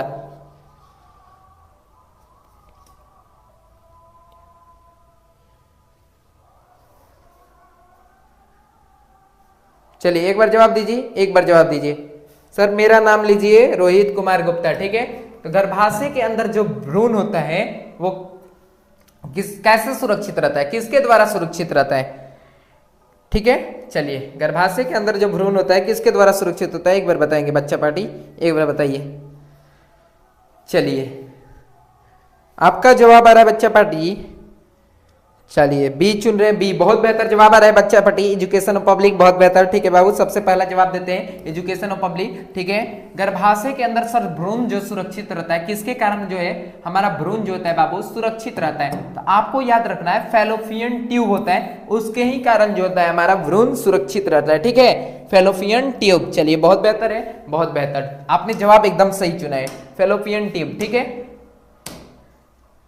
ये गलत जवाब दे रहा है फिर, फैलोपियन ट्यूब, बहुत बेहतर जवाब है, बहुत बेहतर। चलिए अगला क्वेश्चन चल रहा है, लाल रक्त कोशिका आरबीसी, सर इंग्लिश में बात करेंगे तो इसे बोलते हैं रेड ब्लड सेल। ठीक है, रेड ब्लड सेल, एक होता है सर WBC होता है, जिसे आप लोग बोलते हैं व्हाइट ब्लड सेल। क्या बोलते हैं बाबू? व्हाइट ब्लड सेल बोलते हैं। श्वेत रक्त कणिका, श्वेत रक्त कोशिका या कणिका भी बोल सकते हैं, कोई दिक्कत नहीं है। चलिए WBC जो होता है लाल बोल रहा है लाल रक्त कोशिका में होता है 2 केंद्रक, पिगमेंट होता है, कोशिका भित्ति होता है या केंद्रक नहीं होता है? एक बार बताइए।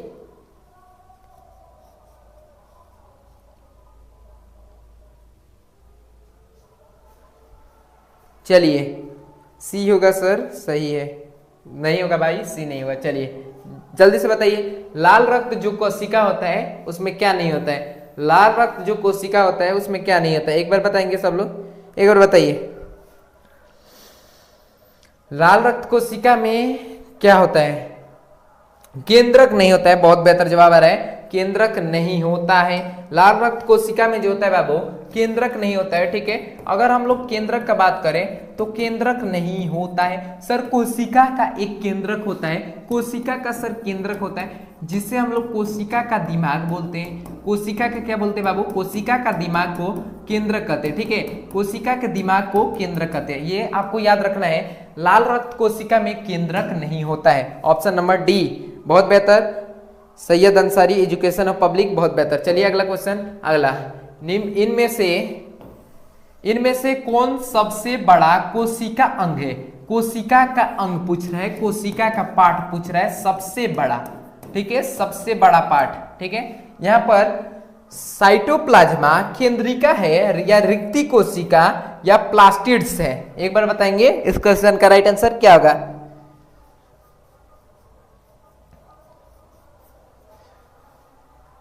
चलिए आप क्या जवाब दे रहे हैं बच्चा पार्टी? एक बार जवाब दीजिए। सर सी होगा, सी होगा, ठीक है, सी होगा सर, सी है, ठीक है बाबू। चलिए 26 चलिए 26 बोल रहे, गर्भाशय के अंदर जो सुरक्षित रहता है फैलोपियन ट्यूब ही सुरक्षित रहता है, फैलोपियन ट्यूब ही सुरक्षित रहता है, ठीक है बाबू, कोई दिक्कत नहीं है। यहाँ पर यह गलती है, ठीक है। चलिए आ जाइए, यहाँ पर कोई दिक्कत नहीं, एकदम कंफर्म है। चलिए सर मेरा सही था, ओके बाबू। चलिए इनमें से कौन जो होता है कोशिका अंग, कोशिका का सबसे बड़ा अंग है? तो आपका आंसर होता है प्लास्टिड जो होता है, प्लास्टिड जो होता है कोशिका का सबसे बड़ा अंग होता है, प्लास्टिड्स, ठीक है, बहुत बेहतर, ठीक है बाबू, याद रखिएगा। 26 गलत है, एक बार हम कंफर्म कर लेते हैं, ठीक है बाबू। चलिए एक बार गूगल कर लेते हैं, गर्भाशय के अंदर भ्रूण कौन सुरक्षित रहता है, ठीक है। चलिए आपको दिक्कत लग रहा है तो एक बार कंफर्म कर लिया जाए, ठीक है। चलिए गर्भाशय के अंदर भ्रूण कौन सुरक्षित रहता है?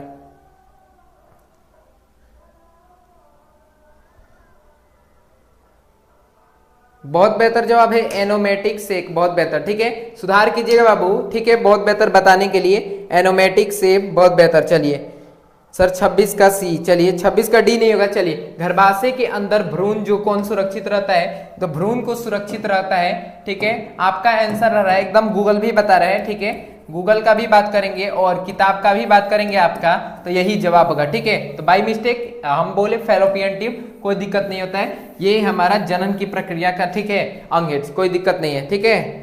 26 का डी होगा, ठीक है। चलिए बहुत बेहतर बाबू, ठीक है। 17 भी गलत है, 17 गलत नहीं है बाबू। चलिए अगला क्वेश्चन। चलिए लाल रक्त कोशिका जो होती है, लाल रक्त कोशिका में केंद्रक नहीं पाई जाती। अगला क्वेश्चन है सबसे बड़ा कोशिका अंग जो होता है सर, प्लास्टिड होता है, प्लास्टिड होता है। अगला क्वेश्चन बोल रहे हैं ल्यूकोप्लास्ट एक प्रकार का क्या है?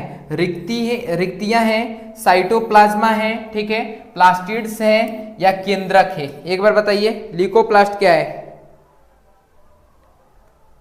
सेट मैट क्या होता है? मैट मतलब होता है mental ability test, social aptitude test, ठीक है, कोई दिक्कत नहीं है। चलिए सेट मैट पता नहीं है। चलिए सर हम भी कंफ्यूज हो गए थे, ठीक है बाबू, कंफ्यूजन होता है, ठीक है, कोई दिक्कत नहीं है। चलिए बाबू कोई दिक्कत नहीं है।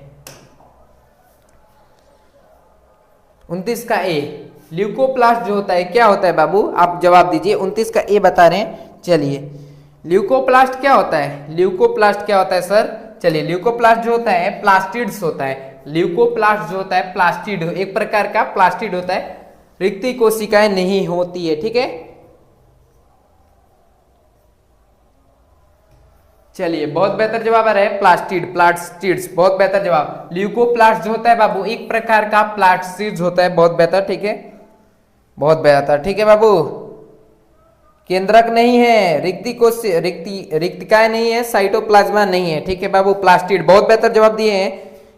केएम कृष्णा ऑफिशियल बाबू, बहुत बेहतर, ठीक है बाबू। चलिए बहुत बेहतर जवाब, बच्चा पार्टी एकदम सही जवाब देते हैं। चलिए अगला क्वेश्चन, अगला क्वेश्चन क्या बोल रहे हैं, समुद्र तल में सबसे ज्यादा सिलिका का संग्रहण, ठीक है,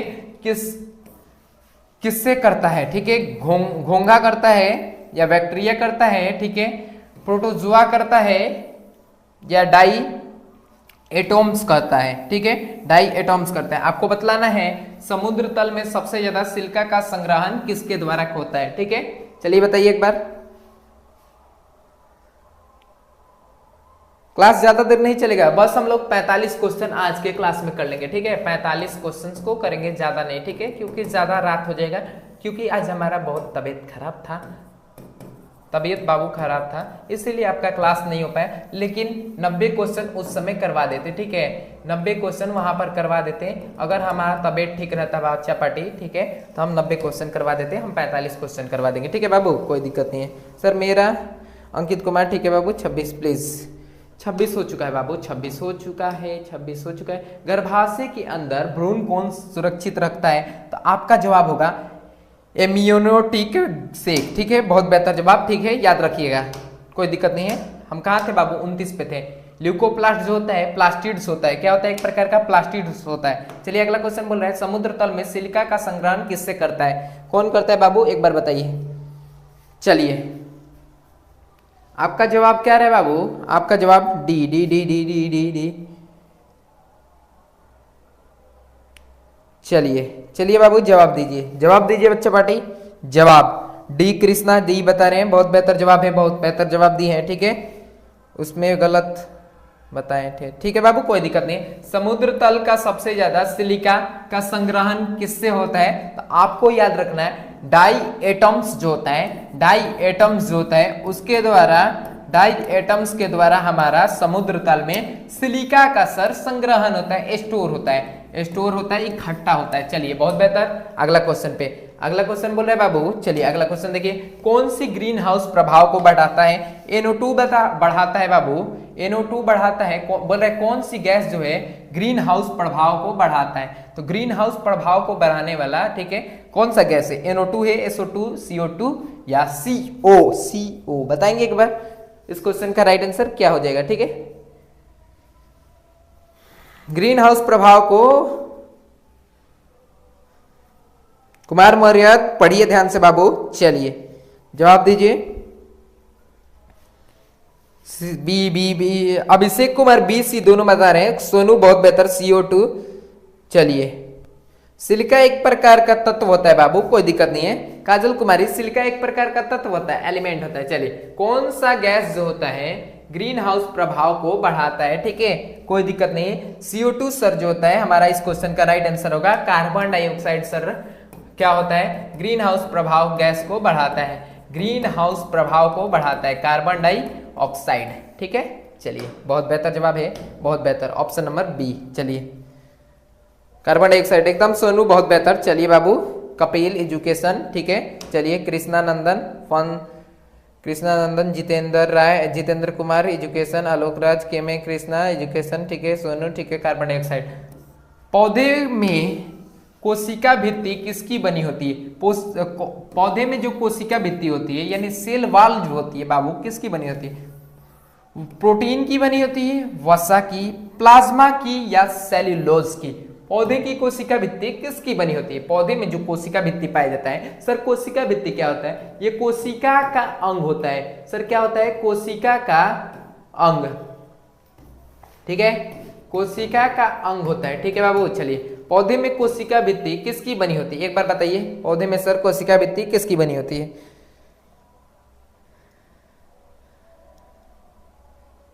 सेल्यूलोज,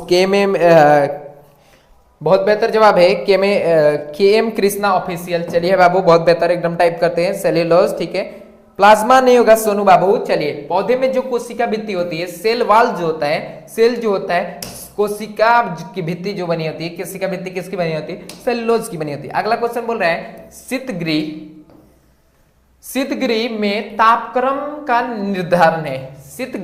शीतगृह यानी कोल्ड स्टोर में तापक्रम का निर्धारण क्या है, यानी तापमान क्या होना चाहिए? 0 डिग्री सेल्सियस, 10 डिग्री से नीचे, 0 डिग्री से ऊपर, 0 और 4 डिग्री के बीच शीतगृह। बताएंगे एक बार?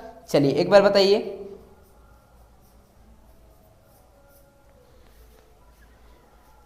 ठंडा जब कब लगता है बाबू? शीतगृह यानी कोल्ड स्टोरेज कब होता है? चलिए बताएंगे एक बार। चलिए बच्चे पार्टी आप जवाब दे रहे ऑप्शन नंबर बी सी किए हुए हैं। ठीक है बाबू, आपका आंसर होगा 0 डिग्री और 4 डिग्री सेल्सियस के बीच। ठीक है, शीतगृह जो होता है बाबू तापक्रम निर्धारण होता है। ठीक है, तापक्रम का निर्धारण होता है 0 डिग्री सेल्सियस, यानी ये सर तापमान होता है। सेल्सियस में भी आप तापमान मापते हैं, फ़ारेनहाइट में भी मानते हैं। ठीक है, रोहित कुमार बोल रहे हेलो सर। हेलो बाबू, चलिए ध्यान सुनिए। शीतगृह का जो तापक्रम होता है 0 डिग्री सेल्सियस से 4 डिग्री सेल्सियस के बीच, 4 डिग्री सेल्सियस के बीच होता है। ऑप्शन नंबर डी इस क्वेश्चन का राइट आंसर। ठीक है बाबू, चलिए कुमार मौर्य पढ़िए बाबू, आराम से पढ़िए। तो 10 डिग्री से नीचे नहीं होगा कृष्णा ऑफिशियल। ठीक है, चलिए बाबू, चलिए 10 डिग्री से नीचे नहीं होगा। ठीक है, पहले के अनुसार 10 डिग्री से नीचे था, लेकिन अब बात किया जाएगा शीतगृह जो होता है का तापक्रम जो होता है 0 डिग्री सेल्सियस से 4 डिग्री सेल्सियस के बीच। चलिए अगला क्वेश्चन बोल रहा है क्लोरोफ्लोरोकार्बन। सर आपको पढ़ा दिया हमने, क्लोरोफ्लोरोकार्बन जो होता है परिवर्तित करता है किसको? CO2 से ओजोन, ऑक्सीजन में CO2, ओजोन से ऑक्सीजन, ओजोन से CO2 क्या करता है? किसको परावर्तित करता है, किसको बदल देता है? ठीक है, बताएंगे एक बार। 34 का राइट आंसर क्या होगा? ओजोन सर जो बना होता है, देखिए ओजोन परत का बात करते हैं। ओजोन परत जो बना होता है O3, यानी ऑक्सीजन के 3 अणु चाहिए। ऑक्सीजन के 3 अणु चाहिए। कितने अणु चाहिए बाबू? 3। ठीक है, चलिए एक बार बताइए। क्लोरोफ्लोरोकार्बन जो होता है बहुत विषैला गैस होता है, हानिकारक गैस होता है। ठीक है बाबू, डी चुन रहे। ओजोन में CO2, चलिए बहुत बेहतर। ओजोन से ऑक्सीजन, क्लोरोफ्लोरोकार्बन परिवर्तित करता है ओजोन से ऑक्सीजन। ठीक है, इसमें भी डाउट लग रहा है। हाय सर, मैं न्यू स्टूडेंट। ठीक है, आनंद किशोर एक बार कंफर्म कर लेते बच्चे पार्टी। हमको ओजोन से CO2 लग रहा है, कोई दिक्कत नहीं है। चलिए आप लोग बताना है क्लोरोफ्लोरोकार्बन परिवर्तित करता है।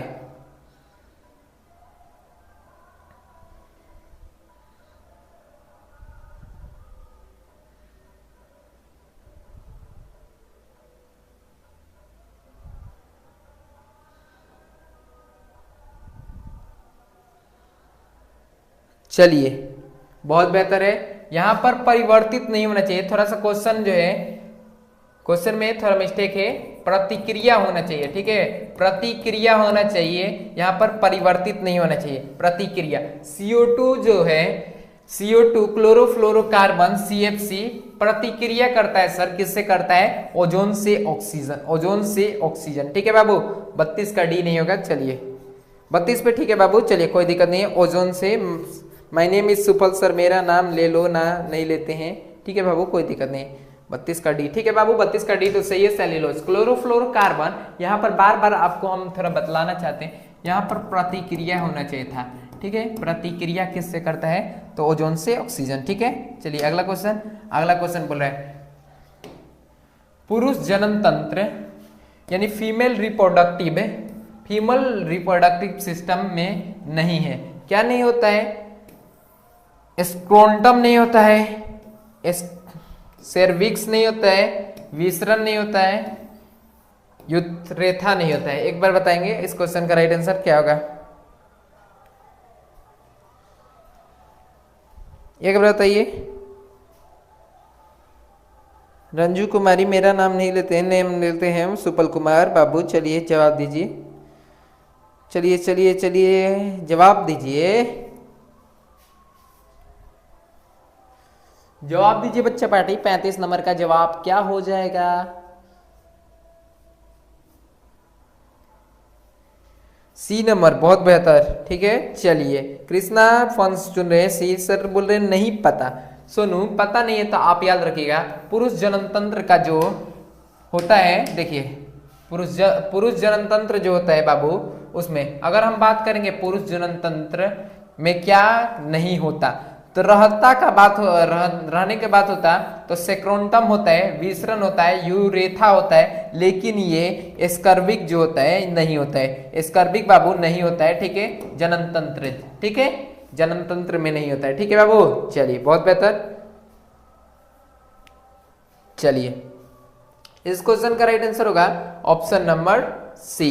चलिए अगला क्वेश्चन, अगला क्वेश्चन क्या बोले बच्चे पढ़ी, अगला क्वेश्चन। चलिए बहुत बेहतर, बहुत बेहतर।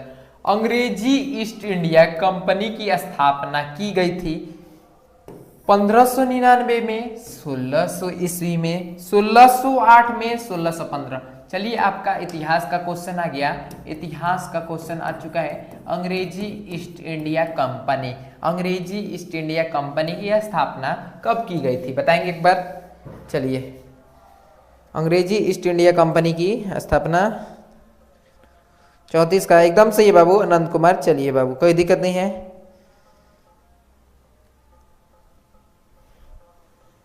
चलिए बाबू बहुत बेहतर। चलिए आपका जवाब आ रहा है राशि कुमारी, आराम से पढ़ो बाबू, राशि कुमारी आराम से पढ़ो, ध्यान से सुनो। अंग्रेजी ईस्ट इंडिया कंपनी की सर स्थापना की गई थी 31 दिसंबर सर 1600 ईस्वी को की गई थी, 31 दिसंबर 1600 ईस्वी। ठीक है, बहुत बेहतर, ऑप्शन नंबर बी सही जवाब है। ठीक है बाबू, 31 दिसंबर 1600 ईस्वी, 31 दिसंबर 1600 ईस्वी में ईस्ट इंडिया कंपनी की स्थापना होता है। बहुत बेहतर जवाब, बहुत ठीक है। मेरा नाम लीजिए, ठीक है, हैप्पी हार्दिक। ठीक है बाबू, चलिए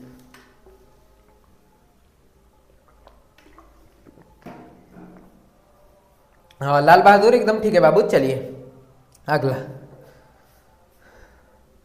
बोल रहे 1765 में ईस्ट इंडिया कंपनी की दीवानी प्राप्त हुई थी। ठीक है, शाह आलम एक, मिर्जा आलम द्वितीय, ठीक है, नजामुद्दौला, बताएंगे किसके अंदर में हो गया था भाई, बताएंगे एक बार। 37 का सर बताइए।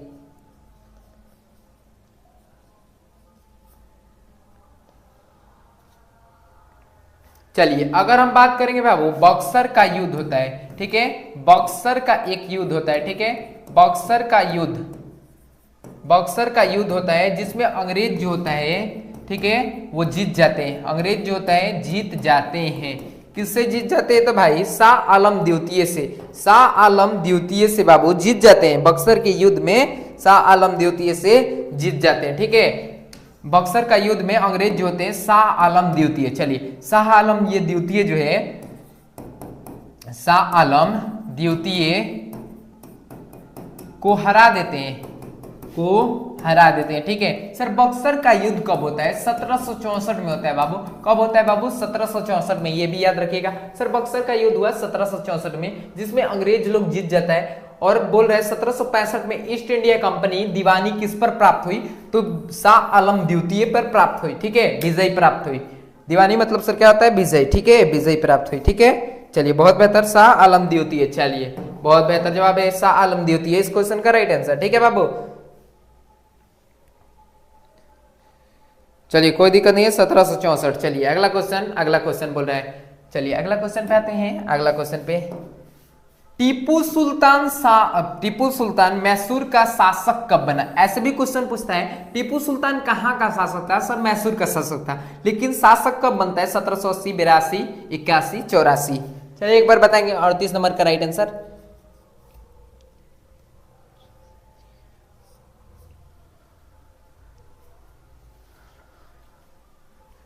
चलिए ध्यान से सुनिएगा, आइए। टीपू सुल्तान जो था हैदर अली का बेटा था। ठीक है, हैदर अली का बेटा था। और हैदर अली का सर मृत्यु जो होता है कब होता है? 1782 में होता है। 1782 ईस्वी में मृत्यु होता है हैदर अली का। तो टीपू सुल्तान जब मैसूर का शासक कब बनता है सर? 1782 में बनता है। ऑप्शन नंबर सी हो जाएगा इस क्वेश्चन का right answer, option number C. चलिए भाई बहुत बेहतर, ठीक है, याद रखिएगा। टीपू सुल्तान किसका बेटा था? तो हैदर अली, टीपू सुल्तान के पिता का नाम था हैदर अली, ठीक है बाबू। टीपू सुल्तान के पिता का नाम था हैदर अली, और हैदर अली का मृत्यु जो होता है 1782 में होता है। तभी जो है टीपू सुल्तान मैसूर का शासक बनता है 1782 में। इस क्वेश्चन का right answer option number C, option number C, ठीक है। 1765 में ईस्ट इंडिया बक्सर की लड़ाई के बाद रॉबर्ट क्लाइव मुगल सम्राट शाह आलम द्वितीय पर इलाहाबाद की संधि हुई। बहुत बेहतर, ठीक है। दिनाथ कुमार बहुत बेहतर, ठीक है, बहुत अच्छा टाइप की है, एकदम गुड। चलिए अगला क्वेश्चन देखिए, किस बंदोबस्त से जमींदारी भू राजस्व संग्रह के मध्यस्थ व्यक्तित्व था? ठीक है, भू राजस्व जो होता है भूमि पर लगान, ठीक है, भूमि पर लगान। सर लगान क्या होता है? लगान मतलब होता है सर टैक्स। टैक्स समझ में नहीं आता है तो कर देख लीजिए, कर, ठीक है बाबू। एक बार बताइए 39 नंबर का राइट आंसर क्या होगा?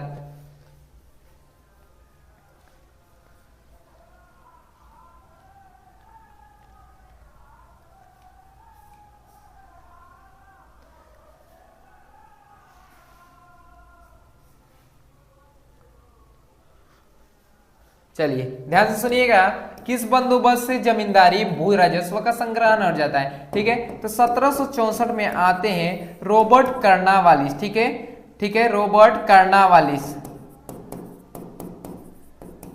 रॉबर्ट कर्नावालिस आते हैं, रॉबर्ट कर्नावालिस, ठीक है। ध्यान से सुनिए, यहाँ पर किस बंदोबस्त से जमींदारी जो है भू राजस्व में मध्यव्यस्त व्यक्तित्व था? ठीक है, तो अस्थाई बंदोबस्त। 1764 में लॉर्ड कर्नावालिस जो है या रॉबर्ट कर्नावालिस जो है, ध्यान से सुनिएगा, चलिए ध्यान से सुनिएगा, यहाँ पर 1764 में कर्नावालिस रॉबर्ट, ठीक है, वो एक अस्थाई बंदोबस्त लाता है, ठीक है, अस्थाई बंदोबस्त के मदद से, ठीक है, अस्थाई बंदोबस्त, ठीक है, बंदोबस्त की मदद से भू राजस्व संग्रहण मध्यस्थ व्यक्ति क्या हो जाता है?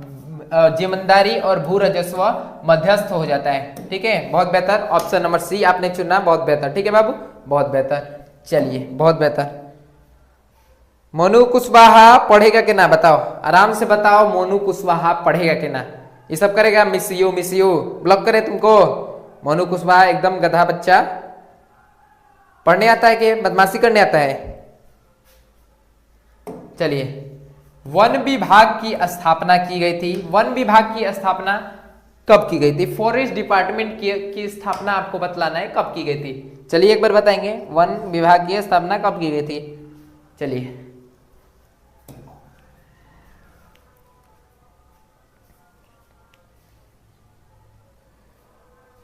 चलिए, वन विभाग की सर स्थापना की गई थी। हैप्पी हार्दिक बोल रहे ऑप्शन नंबर बी, बिल्कुल हैप्पी हार्दिक, ठीक है, 1764 होगा, ठीक है। वन विभाग का सर स्थापना जब किया गया था, आपको याद रखना है, वन विभाग की स्थापना किया गया था 1864 ईस्वी में किया गया था। लेकिन आपका अगर बुक का बात करें, बुक के हिसाब से 1861 बताएगा, ठीक है, कोई दिक्कत नहीं है।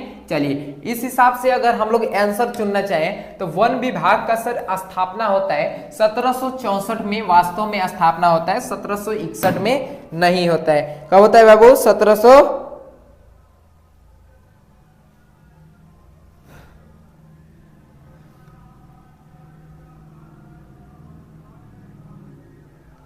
चलिए बाबू बहुत बेहतर, चलिए बहुत बेहतर, आ जाइए आ जाइए आ जाइए सब लोग। चलिए भाई थोड़ा सीधा हो जाओ।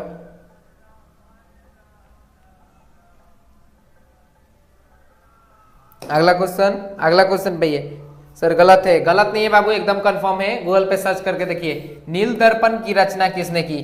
नील दर्पण की रचना सर किसने की, आप बताइए।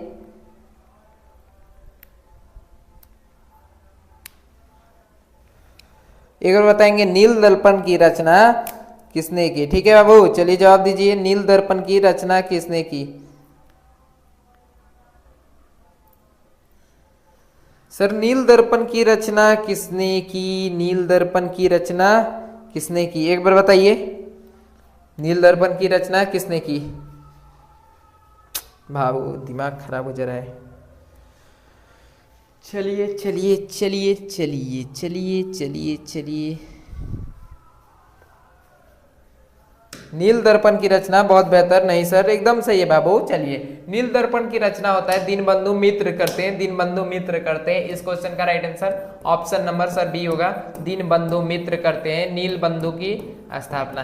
देखिए आपका कमेंट पढ़ने के चक्कर में हमारा मोबाइल भी यहाँ पर फूट गया। ठीक है बाबू, मोबाइल भी फूट गया। चलिए कोई दिक्कत नहीं है, चलिए भाई कोई दिक्कत नहीं है। कोई दिक्कत कैसे नहीं है, इतना मेहनत कर रहे हैं बाबू, मोबाइल फूट जा रहा है। चलिए, जतरा भगत संबंधित था, जतरा भगत संबंधित था स्थानाल विद्रोह, कोल विद्रोह, ठीक है, तना भगत आंदोलन, जालियावाल जलियांग रांग। बताएंगे एक बार बताइए।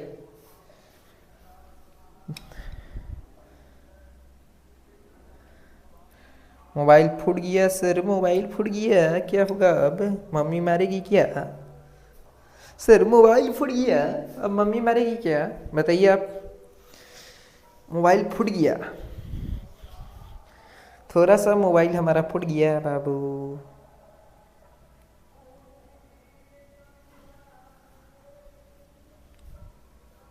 सविता कुमारी बोल रही सर नया फोन ले लीजिए, हम इतना अमीर नहीं है बाबू कि नया फोन ले सके। ठीक है, हम मेहनत करने वाले हैं, कितना मेहनत कर करके बच्चे को थोड़ा थोड़ा पढ़ाते हैं, उसको उसकी मदद से हमारा जो कुछ इनकम आता है, ठीक है, तो उसको ही कलेक्ट करके हम मोबाइल लिए। ठीक है बाबू, कोई दिक्कत नहीं है।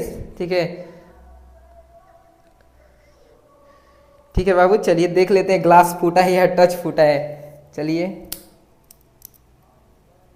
हमको लग रहा है देखिए ग्लास ही फूटा है। देखिए यहाँ पर दिखाई दे रहा है आपको, ग्लास ही फूटा है।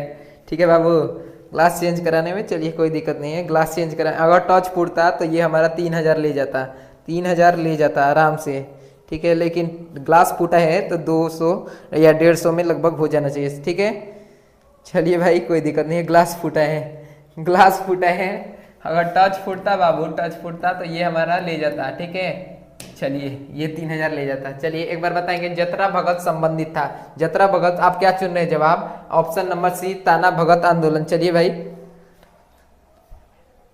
सनू थैंक यू बाबू। चलिए कोई दिक्कत नहीं है, आपके लिए एकदम मेहनत करेंगे। ठीक है,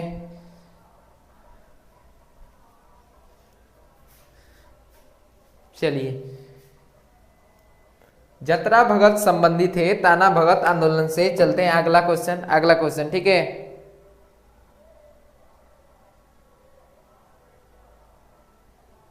कुमार मर्याद आराम से पढ़ लो बाबू।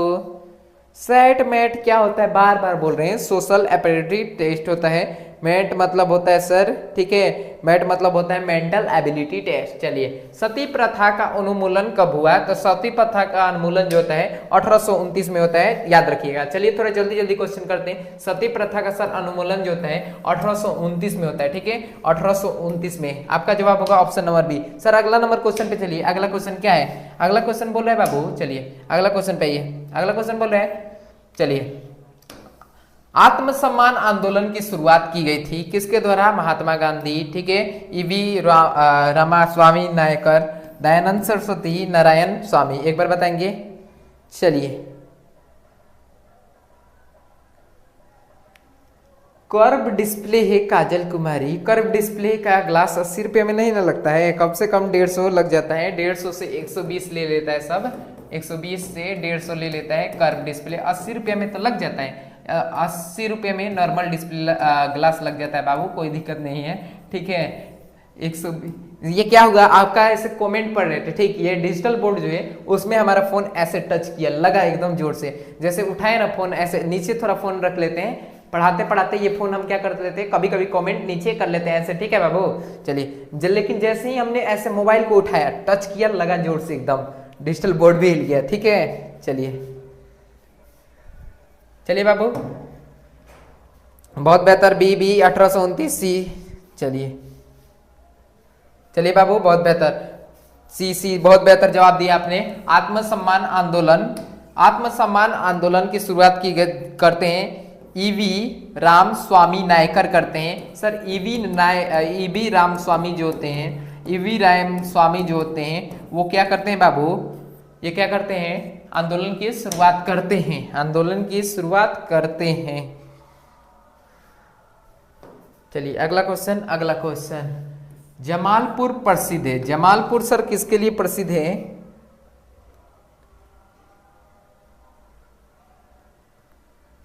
फोन पे ना चाहिए बाबू, चलिए ठीक है बाबू, फोन कौन सा है, फोन नॉर्मली फोन यूज करते हैं, ठीक है बाबू कोई दिक्कत नहीं है। जमालपुर प्रसिद्ध है, किसके लिए प्रसिद्ध है?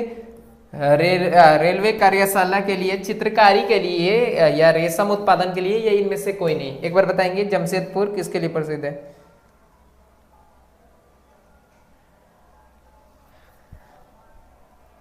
चलिए अब क्वेश्चन पे फोकस कीजिए, हो गया बाबू। सर मेरा नाम लीजिए, ठीक है बाबू, चलिए कोई दिक्कत नहीं है।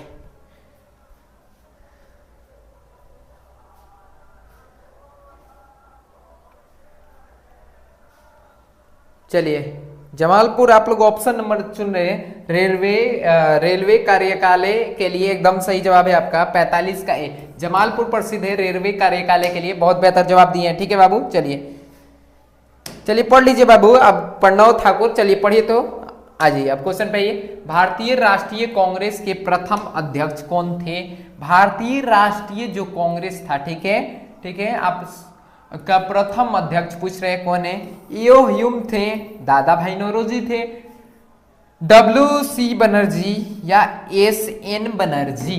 SN बनर्जी, चलिए बताइए।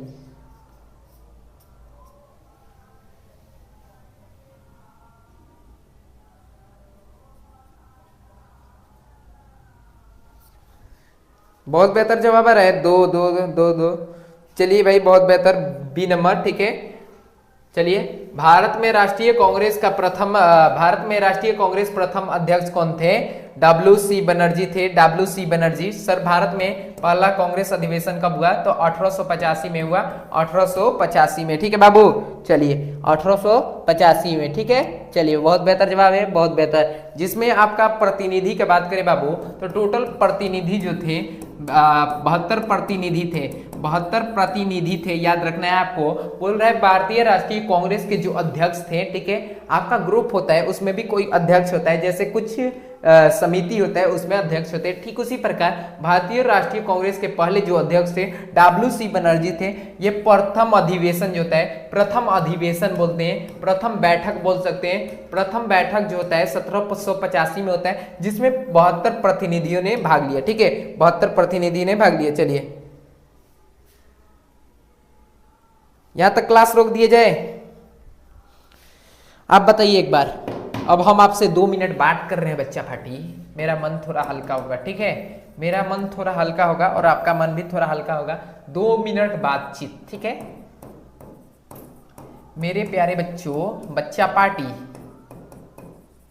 पार्टी थोड़ा 2 मिनट बातचीत करते हैं, ठीक है। क्लासेस को यहीं पे स्टॉप करते हैं, ठीक है। चलिए क्लासेस को यहीं पे स्टॉप करते हैं और बात कीजिए, बताइए एक बार, 2 मिनट बातचीत करते हैं। आप लोग क्या कहना चाहते हैं एक बार बताइए। मैसेज देखो सर, एकदम दिख रहे हैं, काजल कुमारी, चलिए बताइए। कुमार मौर्य लिख रहे हैं मेरी जान आई लव यू, ब्लॉक कर दें। दूसरा कमेंट आ गया कुमार मौर्य तो आप ब्लॉक हो जाइएगा। मनु कुशवाहा बोल रहे हैं नहीं सर। राशि कुमारी और एक कुमार मौर्य थे, दोनों अपने में लगे हुए हैं बाबू, पर्सनल लाइफ में बिजी हैं, ठीक है। हाँ बाबू ठीक है। भूसपेशवन पासवान बच्चा पार्टी, ठीक है। एक बार बताइए, 2 मिनट बात करते हैं, चलिए।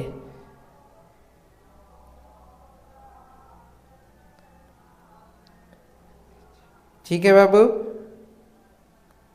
ठीक है बाबू, चलिए। ये अब कुमार मौर्य का दूसरा कमेंट आएगा तो ब्लॉक कर दीजिएगा, ठीक है ना सर। यही सब क्वेश्चन 2021 का था, ठीक है बाबू, कोई दिक्कत नहीं है। चलिए सही है सर।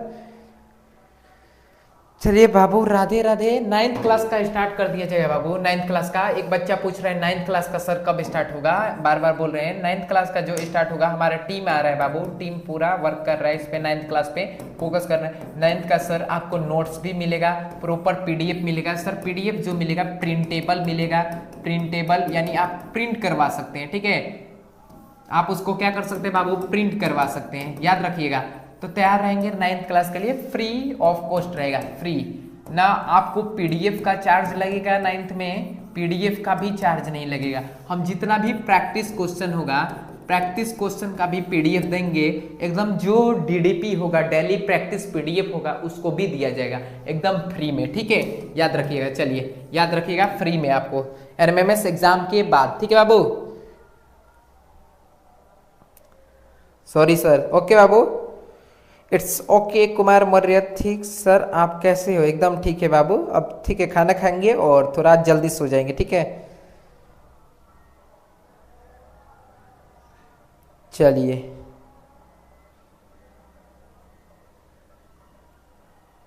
जी, रेडी है ना 9th क्लास के लिए? 9th क्लास के लिए रेडी है, एक बार बताएंगे। पढ़ाइए और प्लीज बाबू, कल पढ़ाते हैं। 9th क्लास के लिए रेडी हैं बच्चा पार्टी? आप लोग बताइए।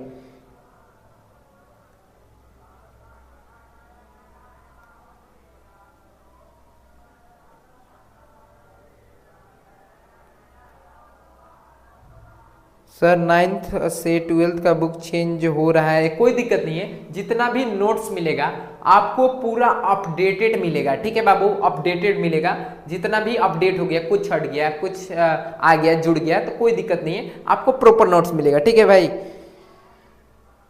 9th वाला, ठीक है बाबू, okay okay. Education of public, yes sir, yes sir, ठीक है, फ्री ऑफ कॉस्ट रहेगा बाबू, कोई दिक्कत नहीं है, ठीक है। तो आप लोग बता दीजिएगा सर, और पढ़ाइए प्लीज, कल पढ़ा देंगे बाबू, ठीक है, रिक्वेस्ट कर रहे हैं बाबू, कल पढ़ा देंगे, आज थोड़ा तबियत में दिक्कत, ठीक है सर। ग्रुप में पीडीएफ सेंड कर दीजिएगा, ओके बाबू, ठीक है। आपका टीम सेंड कर देगा, ठीक है बाबू, ग्रुप में पीडीएफ टीम सेंड हो जाएगा। चलिए, यस सर, रेडी है। चलिए बाबू, कोई दिक्कत नहीं है। तो आपका एनएमएमएस एग्जाम के बाद 9th क्लास शुरू किया जाएगा, पूरा फ्री ऑफ कॉस्ट मिलेगा, आपको कहीं पैसा देने का जरूरत नहीं है।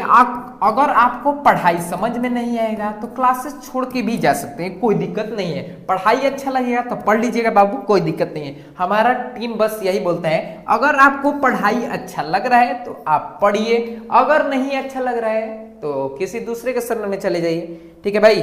चलिए, फ्री मिलेगा, एकदम फ्री। एनएमएमएस एग्जाम के बाद फ्री पीडीएफ हो गया, कोई भी चार्ज नहीं, 1 रुपया तक का भी चार्ज नहीं लेंगे, ठीक है, 1 रुपया तक का भी। चलिए, 1 रुपया तक का भी चार्ज नहीं लेंगे। चलिए, कल कितना बजे आएंगे? 6 बजे शाम को, 6 बजे शाम को, ठीक है बाबू। चलिए,